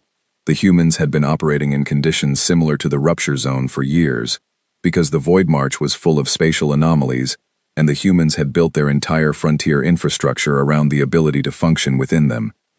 If we want to save those people, Sarah said, and I was told her voice was steady and clear in a chamber full of raised voices, we need to ask the species we expelled from this chamber to come back and help us. The Velthrani objected. Of course they objected. Asking humanity for help was an admission that the rejection had been wrong, and the Velthrani were not ready to make that admission. But the clock was running, the rupture was growing, and the billions of people in its path did not care about Velthrani pride. The request arrived through the Kethari diplomatic channel, because the Concordance's official channels were still tangled in procedural objections about whether a formal request for assistance from a non-member species was even legally permissible. The request was not elegant. It was not wrapped in diplomatic language. It was a raw, desperate, undisguised plea for help. Helen did not hesitate. She did not convene a committee. She did not consult the Compact Council, though she informed them immediately afterward. She opened the Daemon network to the Concordance's emergency frequencies and broadcast a single message on all channels. This is Secretary General Helen Cross of the Terran Open Compact. We are coming. Hold on. The Compact fleet mobilized in 6 hours. 43 ships from 12 species, led by the Perseverance, and carrying every available fold-step drive unit and cascade reactor module. Grace Elliott commanded the fleet from the Perseverance's bridge, and I stood beside her because there was nowhere else I could imagine being. We jumped into the rupture zone, and for the first time since I had watched the stars rearrange themselves on our maiden voyage into the Void March, I felt genuine fear. The rupture was enormous.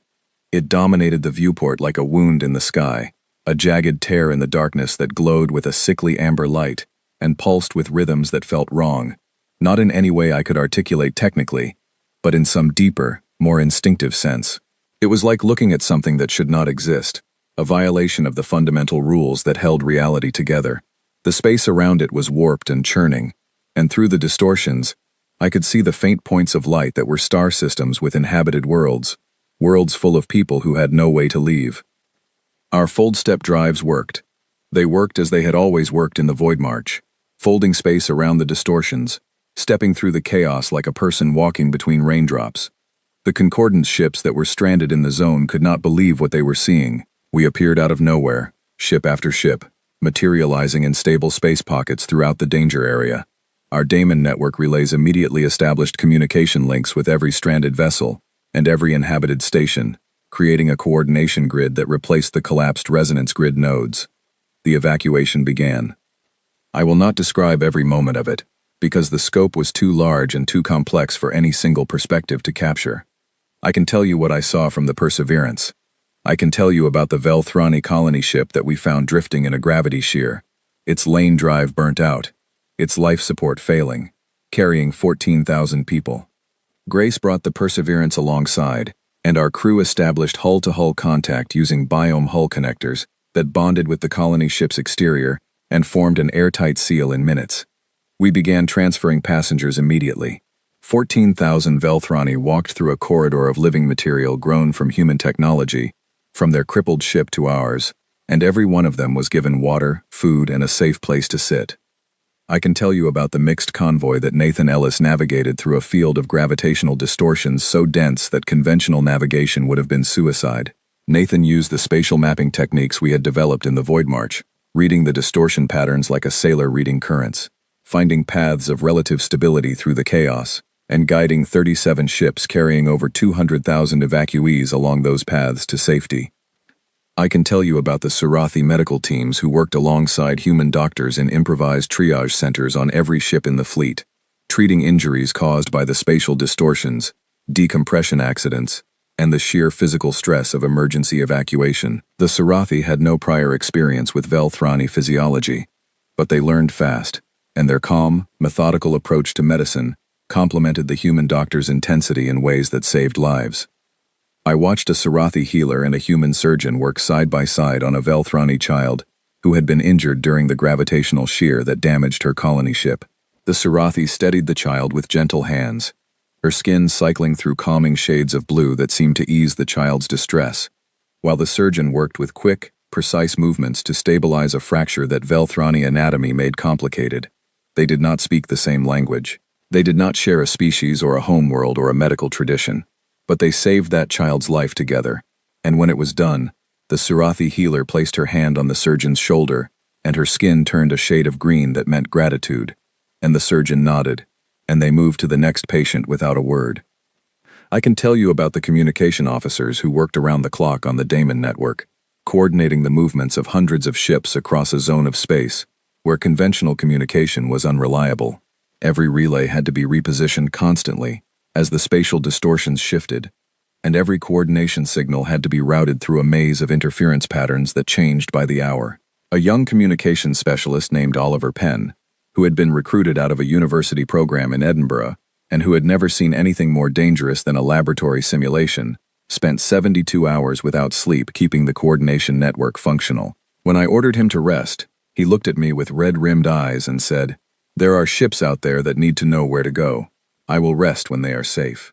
He rested 4 hours later, when the last ship in his sector cleared the distortion zone, and he slept for 14 hours straight on the floor of the communications bay, because he did not make it to his bunk. And I can tell you about the moment that still wakes me up at night, not with fear, but with a complicated emotion that sits somewhere between pride and grief. Simon Blake had devised a plan to stop the rupture, not just to evacuate people from its path, but to actually close it. The plan was audacious, untested, and relied on a theoretical framework that Simon himself admitted was only about 70% complete. The idea was to use a network of cascade reactors, deployed in a specific pattern around the rupture's perimeter, to generate a counter-distortion field that would essentially stitch subspace back together. Each reactor would produce a localized spatial stabilization effect, and the overlapping effects from multiple reactors would, in theory, create a pressure that pushed the tear closed. The problem was that the reactors had to be placed precisely, and some of the placement points were deep inside the rupture's most violent distortion zones. Ships that carried reactors to those points would be operating in conditions where even fold-step drives were unreliable. The spatial distortions near the rupture's core were so extreme that the probability of a successful fold-step jump dropped below 50%. Any ship that went in might not come out. Simon presented the plan on the Perseverance's bridge, surrounded by the senior officers of the fleet and the holographic projections of Compact and Concordance commanders, who were monitoring from safer positions. He did not sugarcoat the risks. "The core placements are the critical ones," he said, pointing to 7 positions on the 3-dimensional map of the rupture. "Without those reactors in place, the network will not generate enough counter-distortion to close the tier. The outer placements can be done safely. The core placements cannot." "What is the survival probability for crews at the core positions?" Grace asked. Simon paused. "Variable. Some positions are more hazardous than others. For the 3 deepest placements, the probability of successful deployment and retrieval is between 20 and 35%. The bridge was very quiet. "Volunteers only," Grace said. "This is not an order." Every ship in the fleet volunteered. Every single one. Human crews, Sarathi crews, Toraneth crews, Kethari crews, they all offered to take the core positions. Grace selected the 7 teams based on equipment readiness and drive calibration, and when the selections were announced, the crews that were chosen did not celebrate or make speeches. They checked their equipment, ran their pre-flight calculations, and departed. 3 of the 7 core deployment ships did not return. The reactors they carried were successfully placed before contact was lost. The cascade network activated. The counter-distortion field generated by the combined output of all reactors, core and perimeter, produced a pressure wave that propagated inward from all directions simultaneously. The rupture resisted. It pulsed and surged and seemed to fight against the closure. And for 17 minutes that lasted approximately 7 years in subjective experience, I stood on the bridge of the Perseverance and watched the display and did not breathe. Then the rupture collapsed. Not slowly, not gracefully, but suddenly, like a door slamming shut. The amber light vanished, the spatial distortions smoothed, the gravitational shears flattened. The stars settled back into their proper positions, and the sky looked normal again, and the only evidence that anything had happened was a faint residual shimmer at the point where the tear had been, and the silence on the frequencies where 3 ships had been transmitting moments before. Grace turned to me. There were tears on her face, which was the first time I had ever seen her cry. "Get me the names," she said. "All of them." I read the crew manifests of the 3 lost ships aloud on the bridge of the Perseverance, and my voice broke on the 7th name, and did not fully recover for the rest of the list. There were 41 names in total. Humans and Sarathi and 1 Kethari engineer who had volunteered for a core placement crew because she said she wanted to test her gravitational energy harvesting concept under extreme conditions, and might never get another chance. Her name was Kessa, the young Velthrani defector who had joined us because her academy would not let her ask the questions she needed to ask. She had found her answers in a place where the questions were the most dangerous they could possibly be. 41 people. They did not die to prove a point. They did not die to show the Concordance that humanity was worthy. They did not die for revenge, or for pride, or for any of the reasons that the old galaxy's stories said people should die for.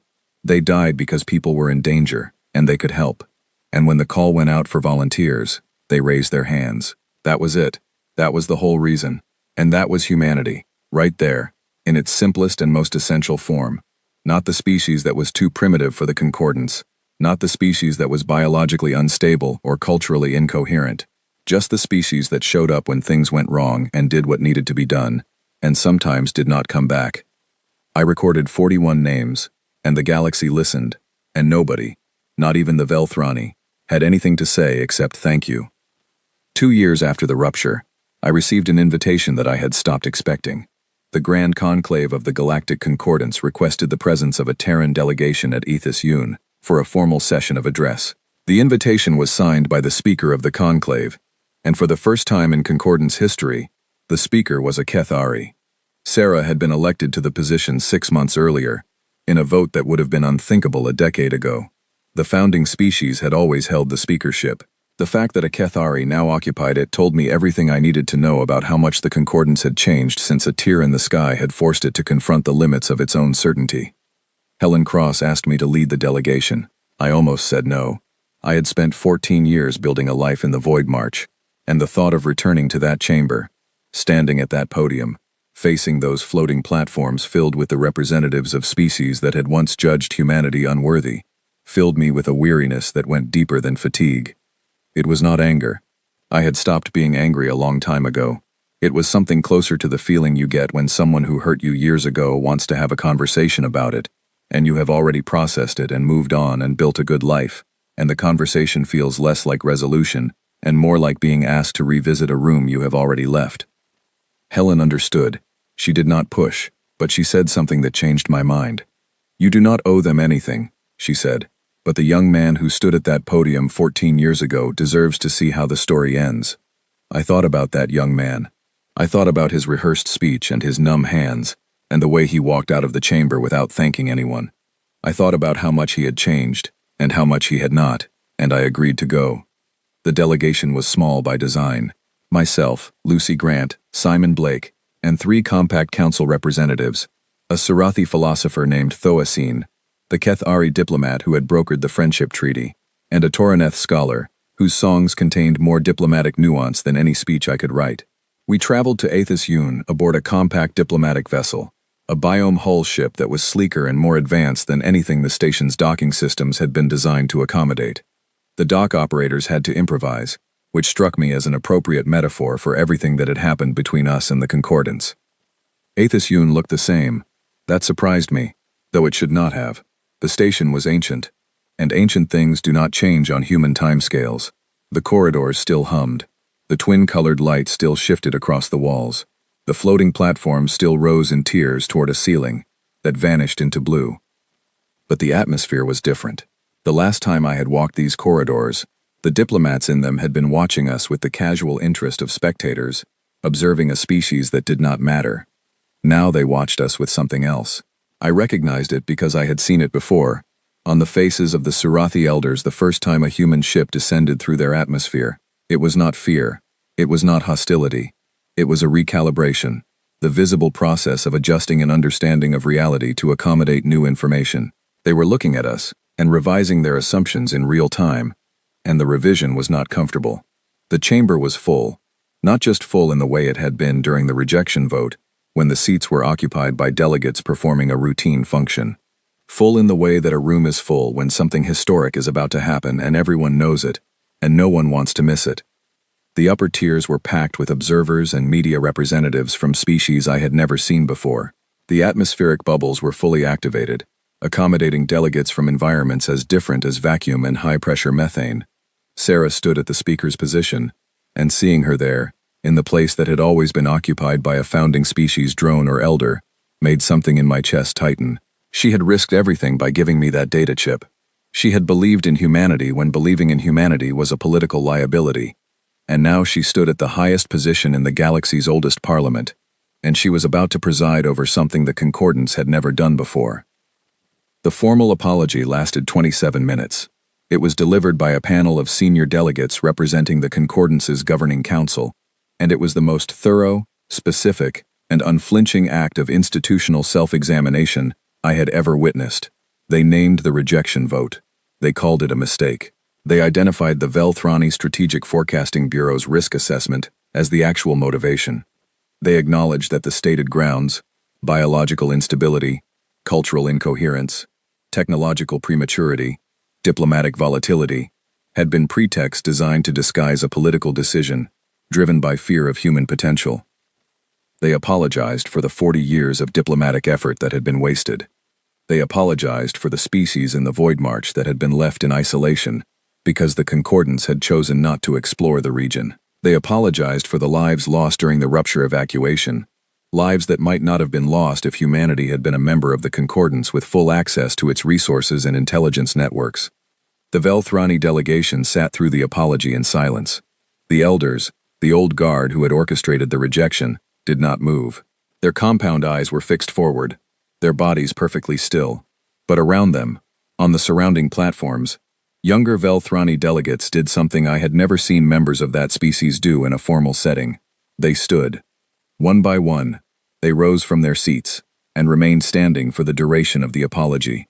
It was a Velthrani gesture that I later learned signified agreement with a statement that one's elders had opposed. It was an act of quiet rebellion, performed in the most public setting imaginable, by members of the galaxy's oldest civilization, against the traditions of their own governing class.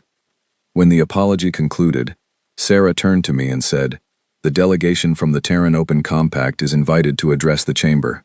I stood up. I walked to the podium. It was the same podium. The cold, not glass, not crystal surface under my fingers was exactly as I remembered it.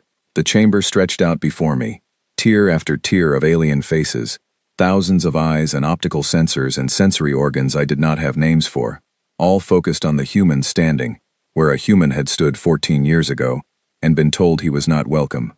I had written a speech. I had spent 3 days on it, refining every word, calibrating every sentence for diplomatic precision and emotional resonance. I had practiced it in my quarters, and timed it and tested it against the translation matrix to ensure it would render accurately in every linguistic format the chamber required. I did not use the speech. Standing at the podium, looking out at the chamber, I set the prepared text aside and spoke from a place that was deeper and more honest than anything I could have written in advance. "Thank you," I said.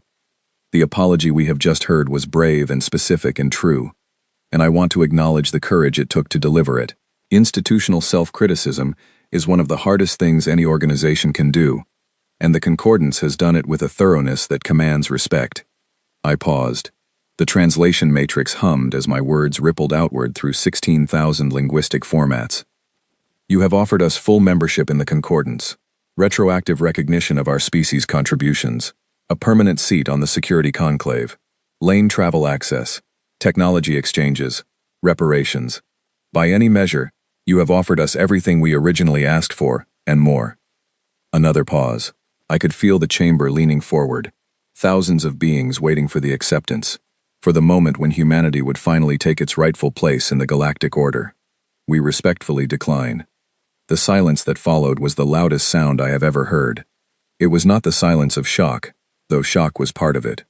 It was the silence of a galaxy recalculating, the moment when 4,000 civilizations simultaneously realized that their fundamental assumption about what humanity wanted had been wrong. "The Terran Open Compact is not a consolation prize," I said, and my voice was steady because I meant every word with every part of myself. "It is a home. 31 species built it together, from nothing, in a region of space that everyone else had given up on. We built it without permission, without assistance, and without the expectation that anyone would ever approve of what we were doing. We built it because building things together is what we do. It is what humans have always done, and it is what the species who chose to join us have always done. And the thing we built is not something we are willing to subordinate to an institution that told us we were not welcome." I saw Sarah's eyes widen slightly. I saw the Velthrani elders go absolutely rigid. I saw the younger Velthrani who had stood during the apology exchange glances with each other, and I could not tell whether their expressions held dismay or something closer to admiration.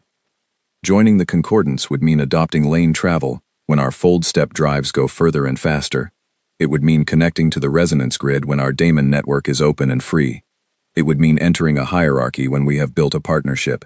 It would mean telling the 30 species who trusted us, who left their old lives behind and built something new with us in the Void March, that the alliance we created together was just a waiting room for the real institution.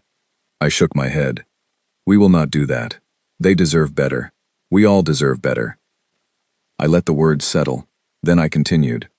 "But I did not come here to close a door. Humanity has never been interested in closing doors. We came here to open one." I outlined the counteroffer that Helen and I had developed over weeks of careful discussion with the Compact Council. The Concordance was welcome to join the Compact's open trade framework. Any concordant species could establish direct diplomatic and commercial relations with the Compact without preconditions. Technology sharing would be mutual and voluntary. Fold-step drive specifications, daemon network relay designs, cascade reactor blueprints, All of it would be available to any species that wanted it, without licensing fees, without access restrictions, without the bureaucratic gatekeeping that had defined the Concordance's approach to knowledge for 10,000 years. You offered us a seat at your table, I said. We have built our own table, and there is room at ours for anyone who wants to sit down. We are not shunning you. That was never who we were. The door is open. It always was. I stepped away from the podium. The chamber remained silent for 5 seconds. Then the Kethari delegation stood and signaled formal acceptance of the counteroffer. 12 other species followed within the hour. By the end of the day, preliminary trade and cooperation agreements had been initiated with 37 Concordance member species, more diplomatic progress than the entire 40-year membership campaign had achieved. The Velthrani said nothing. Their elders left the chamber in a formation so rigid and precise that it looked choreographed. The younger delegates stayed behind, and several of them approached our delegation afterward with expressions that mixed embarrassment, hope, and something that I chose to interpret as the beginning of understanding. Thesson was among them. The young Velthrani who had told me the truth about the rejection vote stood at the edge of our group, her compound eyes shifting through patterns I had learned to read over our months of secret communication. She did not speak to me directly. She did not need to. She simply stood where I could see her, and let her presence say what words could not. She had risked her career, her standing within her clan, and her safety by communicating with me. She had done it because she believed the truth was more important than tradition. And now she was standing in a room where the truth had been spoken aloud, in front of the entire galaxy, and the sky had not fallen. I made a point of walking over to her before we left. "Thank you," I said, "for telling me about the Forecasting Bureau. It mattered." Her eyes shifted to a pattern I had not seen before. "I expected you to use the information as a weapon," she said, "to embarrass the elders publicly. That was never the plan. I know that now. Your species does not weaponize truth. You just share it and let people decide what to do with it." "Most of the time," I said, because honesty seemed appropriate.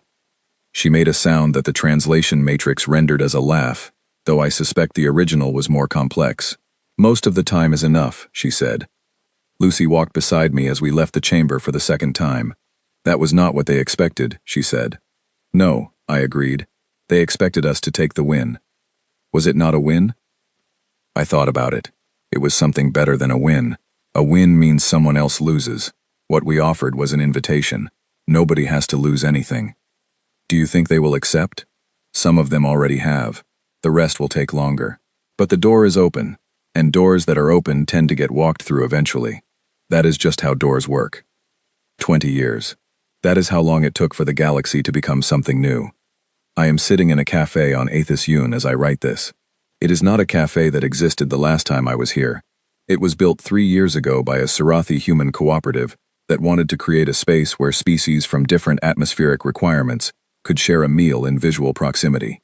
The cafe is divided into transparent sections, each with its own atmosphere, temperature, and gravity, and the sections are arranged in a circle around a central garden that grows plants from 40 different worlds under a lighting system that cycles through the spectral preferences of every species that might walk through the door. The menu offers dishes from 217 culinary traditions, including 14 that did not exist before the compact, brought together species whose cooking philosophies turned out to be complementary in ways nobody had predicted. I come here most mornings when I am on the station. I order coffee, which is one of Earth's most successful cultural exports, and is now consumed by at least 30 alien species that have no biological need for caffeine, but have developed a deep appreciation for the ritual of sitting quietly, with a warm cup, and watching the universe go by. The Toraneth sing while they drink their coffee. The Surathi change color. The Kethari hold their cups with both hands and close their silver eyes. It is a small thing, coffee, but small things are how civilizations get to know each other. I am 61 years old. My hair is more gray than brown. My knees protest when I stand too quickly. I retired from the Compact's diplomatic service 4 years ago, and I have spent the time since then writing a memoir that keeps getting longer because history keeps happening, and I keep being asked to comment on it. People call me an ambassador, which is technically incorrect since I no longer hold any official position. People call me a hero, which makes me uncomfortable, because the actual heroes are the ones whose names I read on the bridge of the Perseverance, and whose voices I will never hear again. People call me the man who turned down the galaxy, which is the most inaccurate description of all, because I did not turn down anything. I just offered something better. I tried to explain this to a journalist last month, a young woman from a news service that broadcasts to over 100 worlds. She had asked me the question that every journalist asks, which is whether I regret the rejection vote. I told her what I tell everyone. The rejection was not a wound. It was a door closing, and when a door closes, you have two choices. You can stand in front of it and cry, or you can turn around and see what else is in the room. We turned around, and we found that the room was a lot bigger than we thought, and it was full of interesting people who were happy to see us. She asked whether humanity had forgiven the concordance. I thought about it for a long time before answering. Forgiveness implies that a wrong was done and that the injured party has chosen to let go of the injury. But I am not sure the concordance wronged us in the way that the word implies. They made a decision based on fear, and fear is not a moral failing. It is a survival response. Every species feels it. Every species has made decisions based on it. The concordance looked at humanity and saw something they could not predict or control, and they responded by shutting the door. It was not brave, it was not wise, but it was understandable, and understanding is the foundation that forgiveness is built on. The galaxy has changed, not in the dramatic, overnight way that stories usually describe, but in the slow, deep, irreversible way that actual change happens. The concordance still exists. The Grand Conclave still meets in its tiered chamber, with its floating platforms and its atmospheric bubbles. The Velthrani are still the oldest species in known space, and their elders still carry themselves with the rigid dignity of beings who remember when the galaxy was young. But the concordance is not what it was. Its membership has stabilized at around 3,000 species, down from the 4,400 who were present the day of the rejection vote. The species that left did not disappear. They joined the compact, or established independent relationships with both organizations, or formed smaller alliances of their own. The galaxy is no longer a single political entity with a single hierarchy. It is a network of networks, a web of relationships that is more complex, more dynamic, and more resilient than anything the founding species designed. Lane travel and fold-step drives coexist. Some species prefer the lanes for their reliability and predictability. Others prefer fold-step for its range and flexibility. Many ships carry both systems and switch between them depending on the journey. The lane network is still maintained by the Velthrani, but the access fees have been reduced to a fraction of their former level, because the existence of a free alternative makes monopoly pricing unsustainable. The fold-step drive specifications were published openly by the Compact, available to any species that wanted them, and the resulting proliferation of independent space travel has transformed the galaxy's economic geography. Systems that were once isolated by their distance from the nearest lane corridor are now accessible by fold-step, and the new trade routes that have opened up as a result have created prosperity in regions that the Concordance's infrastructure had bypassed for millennia. The resonance grid and the Damon network are interlinked.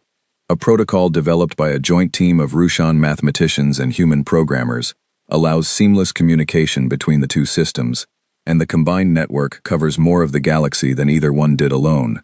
The Shun, who spent centuries as the Concordance's most methodical and data-driven members, have become enthusiastic participants in the Compact's open research initiatives.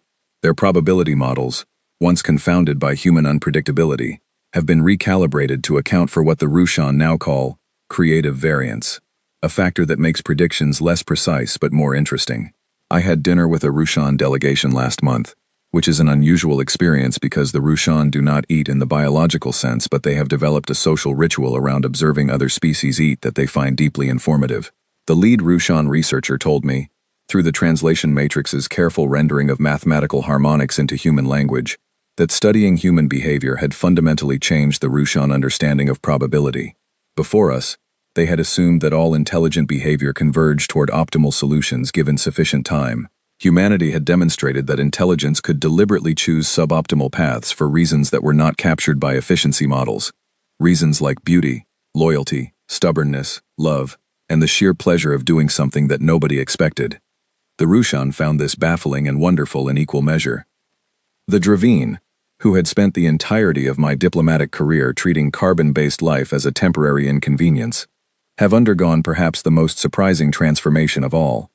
The Dravine are silicon-based, ancient, patient, and until recently, profoundly uninterested in any species whose biology they considered ephemeral. But the cascade reactor technology caught their attention.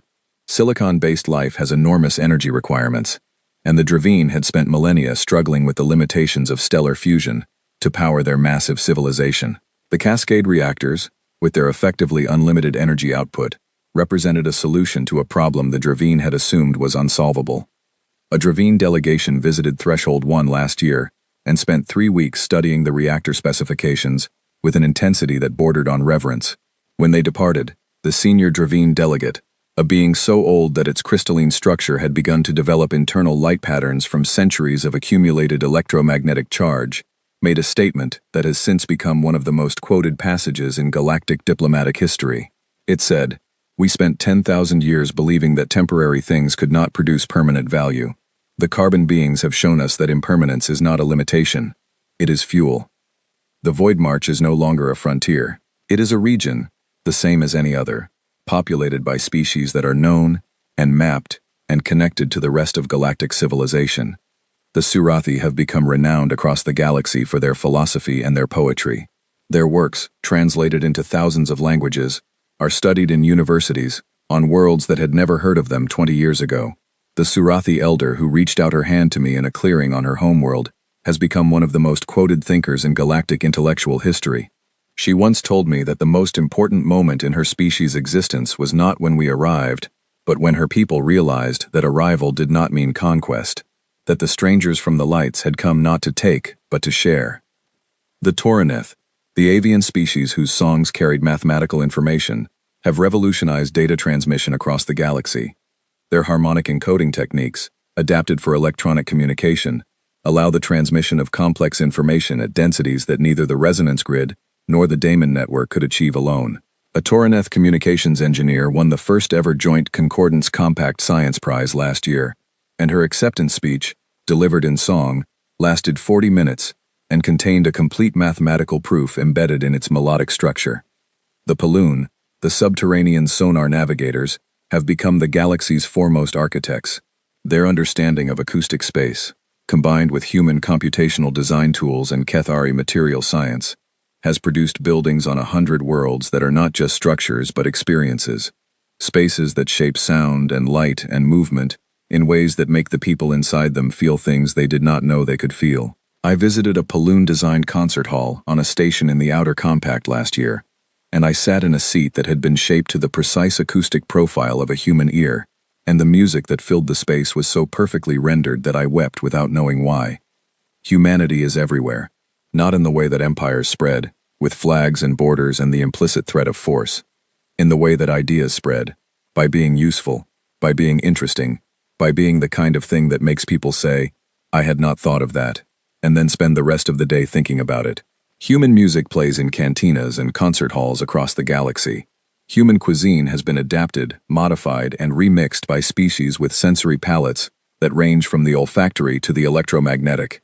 Human literature has been translated into languages that do not have words for some of the emotions our stories describe, and the translators have invented new words for those emotions, and those new words have entered the vocabularies of species that did not know they needed them until they read a human story and felt something they could not name. I walked the corridors of HFY yesterday, the same corridors I walked 20 years ago on the night of the rejection vote. The walls still hummed. The twin-colored lights still shifted across the floor. But the corridors were different, because the people in them were different. A Surathi diplomat walked beside a Velthrani engineer, their conversation animated and clearly technical, their body language suggesting the comfortable familiarity of colleagues who had worked together long enough to develop shared shorthand. A group of Taurineth students perched on a railing, singing softly, their songs attracting a small audience of species from half a dozen worlds. A human child, maybe 7 years old, ran past me chasing a small floating drone that was clearly a toy, and she nearly collided with a Dravine official, who was approximately 15 times her size, and the Dravine stopped, and the child looked up with an expression of pure delight at the enormous silicon being towering over her, and the Dravine made a sound that the translation matrix rendered as, "Careful, little carbon." There is a mural on the main concourse of HFY. It was painted 2 years ago by a collective of artists from 9 species, and it depicts the rupture evacuation. The mural stretches for 100 meters along the concourse wall, and it shows ships from every species that participated in the rescue. rendered in styles that blend the artistic traditions of a dozen different cultures. At the center of the mural, surrounded by the chaos of the rupture and the orderly lines of evacuating vessels, there is a simple image of two hands clasping. One hand has 5 fingers and is clearly human. The other has 6 fingers and is clearly Surathi. Below the clasped hands, in script that the translation matrix renders into every language simultaneously, are 3 words. We came. A young Velthrani student recognized me near the mural yesterday. She was carrying a tablet and a bag of books, and she looked at me with the wide compound eyes of someone who had grown up hearing about the rejection vote the way I had grown up hearing about historical events that happened before I was born, as stories that shaped the world but that belonged to a time she could not quite imagine. "You are Daniel Ward," she said. "I am. Would you sign my copy of your book?" I signed it. I am not good at signing books. My handwriting is poor, and I never know what to write besides my name. I wrote, "The door is always open." She read it, and her eyes shifted pattern in a way that I think meant she was pleased. I walked on, past the mural, past the cafe, past the council chambers and the diplomatic suites and the observation decks, until I reached a small room near the docking port on the station's outer ring. The room was a museum now, a tiny museum, barely large enough for 20 visitors, dedicated to the Terran diplomatic mission that had occupied these quarters 20 years ago. The displays were modest: a photograph of the original delegation, a copy of the formal rejection notice, a reproduction of the podium where I had stood, and, mounted in a small case near the entrance, an actual artifact, the data chip that Sarah had pressed into my hand on the day we left. I stood in front of the data chip for a long time. I thought about Sarah handing it to me in the corridor, her silver eyes full of a faith I had not yet earned. I thought about Catherine Moore's 5-word message. I thought about Helen Cross pacing in her office in Geneva, explaining threshold with the contained excitement of a woman who could see the future and was impatient for the present to catch up. I thought about Simon Blake and his napkin and his origami and his cascade reactors. I thought about Grace Elliott's tears on the bridge.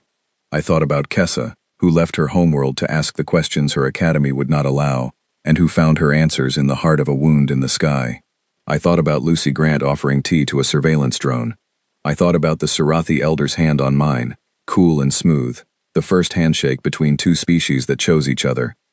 I thought about what humanity did with a closed door. We opened a window. We climbed through it. We found a garden that nobody else had bothered to visit. And then we invited the whole neighborhood over. In the evening, I went back to the main concourse and sat on a bench near the observation windows. The stars beyond the glass were the same stars that had been there 20 years ago, and 20,000 years ago, and would be there long after the Concordance and the Compact and humanity itself had become history. A Velthrani elder sat down on the bench beside me. She was very old, older than any Velthrani I had met, her carapace worn smooth by decades and her compound eyes dimmed to a soft amber. I did not recognize her at first. Then I did. She was one of the elders who had voted against Earth, one of the original architects of the rejection. We sat in silence for a while. The stars turned slowly beyond the glass. "I was afraid of your species," she said. Her voice through the translation matrix was thin and careful, like something that might break if handled too roughly. "Why?" I asked, though I already knew. "Because you do not wait for permission to hope." I let that settle into the space between us. Outside the window, a ship that was half biome hull and half conventional alloy glided past, a hybrid vessel from one of the new cooperative shipyards, crewed by members of 5 different species, heading toward a destination that no single civilization could have reached alone. "Is that so frightening?" I asked. The elder considered the question for a long time. "It was," she said finally. "It was the most frightening thing in the galaxy. A species that simply decides to build a future without waiting for anyone to tell them they are allowed. We had spent 10,000 years building systems of control, systems of permission, systems of hierarchy, and then your species arrived and walked straight through all of it as if it were not there. Not because you were stronger, not because you were more advanced, because it did not occur to you that the systems applied to you." "They did not," I said. "We applied to your system once, and it said no, so we built our own." "Yes, and your system had no gates. No, no barriers. No, no application process. Just an open door." She made a sound that the translation matrix did not render, something between a sigh and a harmonic that resonated in frequencies below human hearing. I spent my career maintaining gates, she said. I believed the gates were necessary. I believed that without them, the galaxy would descend into chaos. That uncontrolled contact between species would produce conflict, exploitation, collapse. And instead, she gestured toward the window, toward the hybrid ship now disappearing into the starfield. And instead, you produced a galaxy that is more creative, more connected, and more alive than anything my generation imagined possible. And you did it by refusing to be afraid. We sat together until the station's light cycle shifted toward evening, and the twin-colored light faded to a soft purple, and the stars outside the window seemed to brighten as the interior lights dimmed. It was the most honest conversation I had ever had with a being from another species, and it happened on a bench, without ceremony, without an audience, between two old people who had been on opposite sides of a decision that had shaped the galaxy, and who had both lived long enough to see where that decision led. People ask me if I am bitter about the vote. I tell them the truth. It was the best thing that ever happened to us, not because the rejection made us stronger. We were always strong, but because it made us stop looking for someone else's approval and start building something worthy of our own. The galaxy chose to shun Earth. And we walked away smiling. Not because we did not care. We cared deeply. We cared about the species in the Void March, who had never been visited. We cared about the resources that had never been found. We cared about the futures that had never been imagined, because the old galaxy was too comfortable to imagine them. We cared so much that we built a new path to all of it, without permission, without resentment, without looking back. The future is not something you are given permission to enter. You build it, you share it, you leave the door open behind you, and eventually, everyone walks through.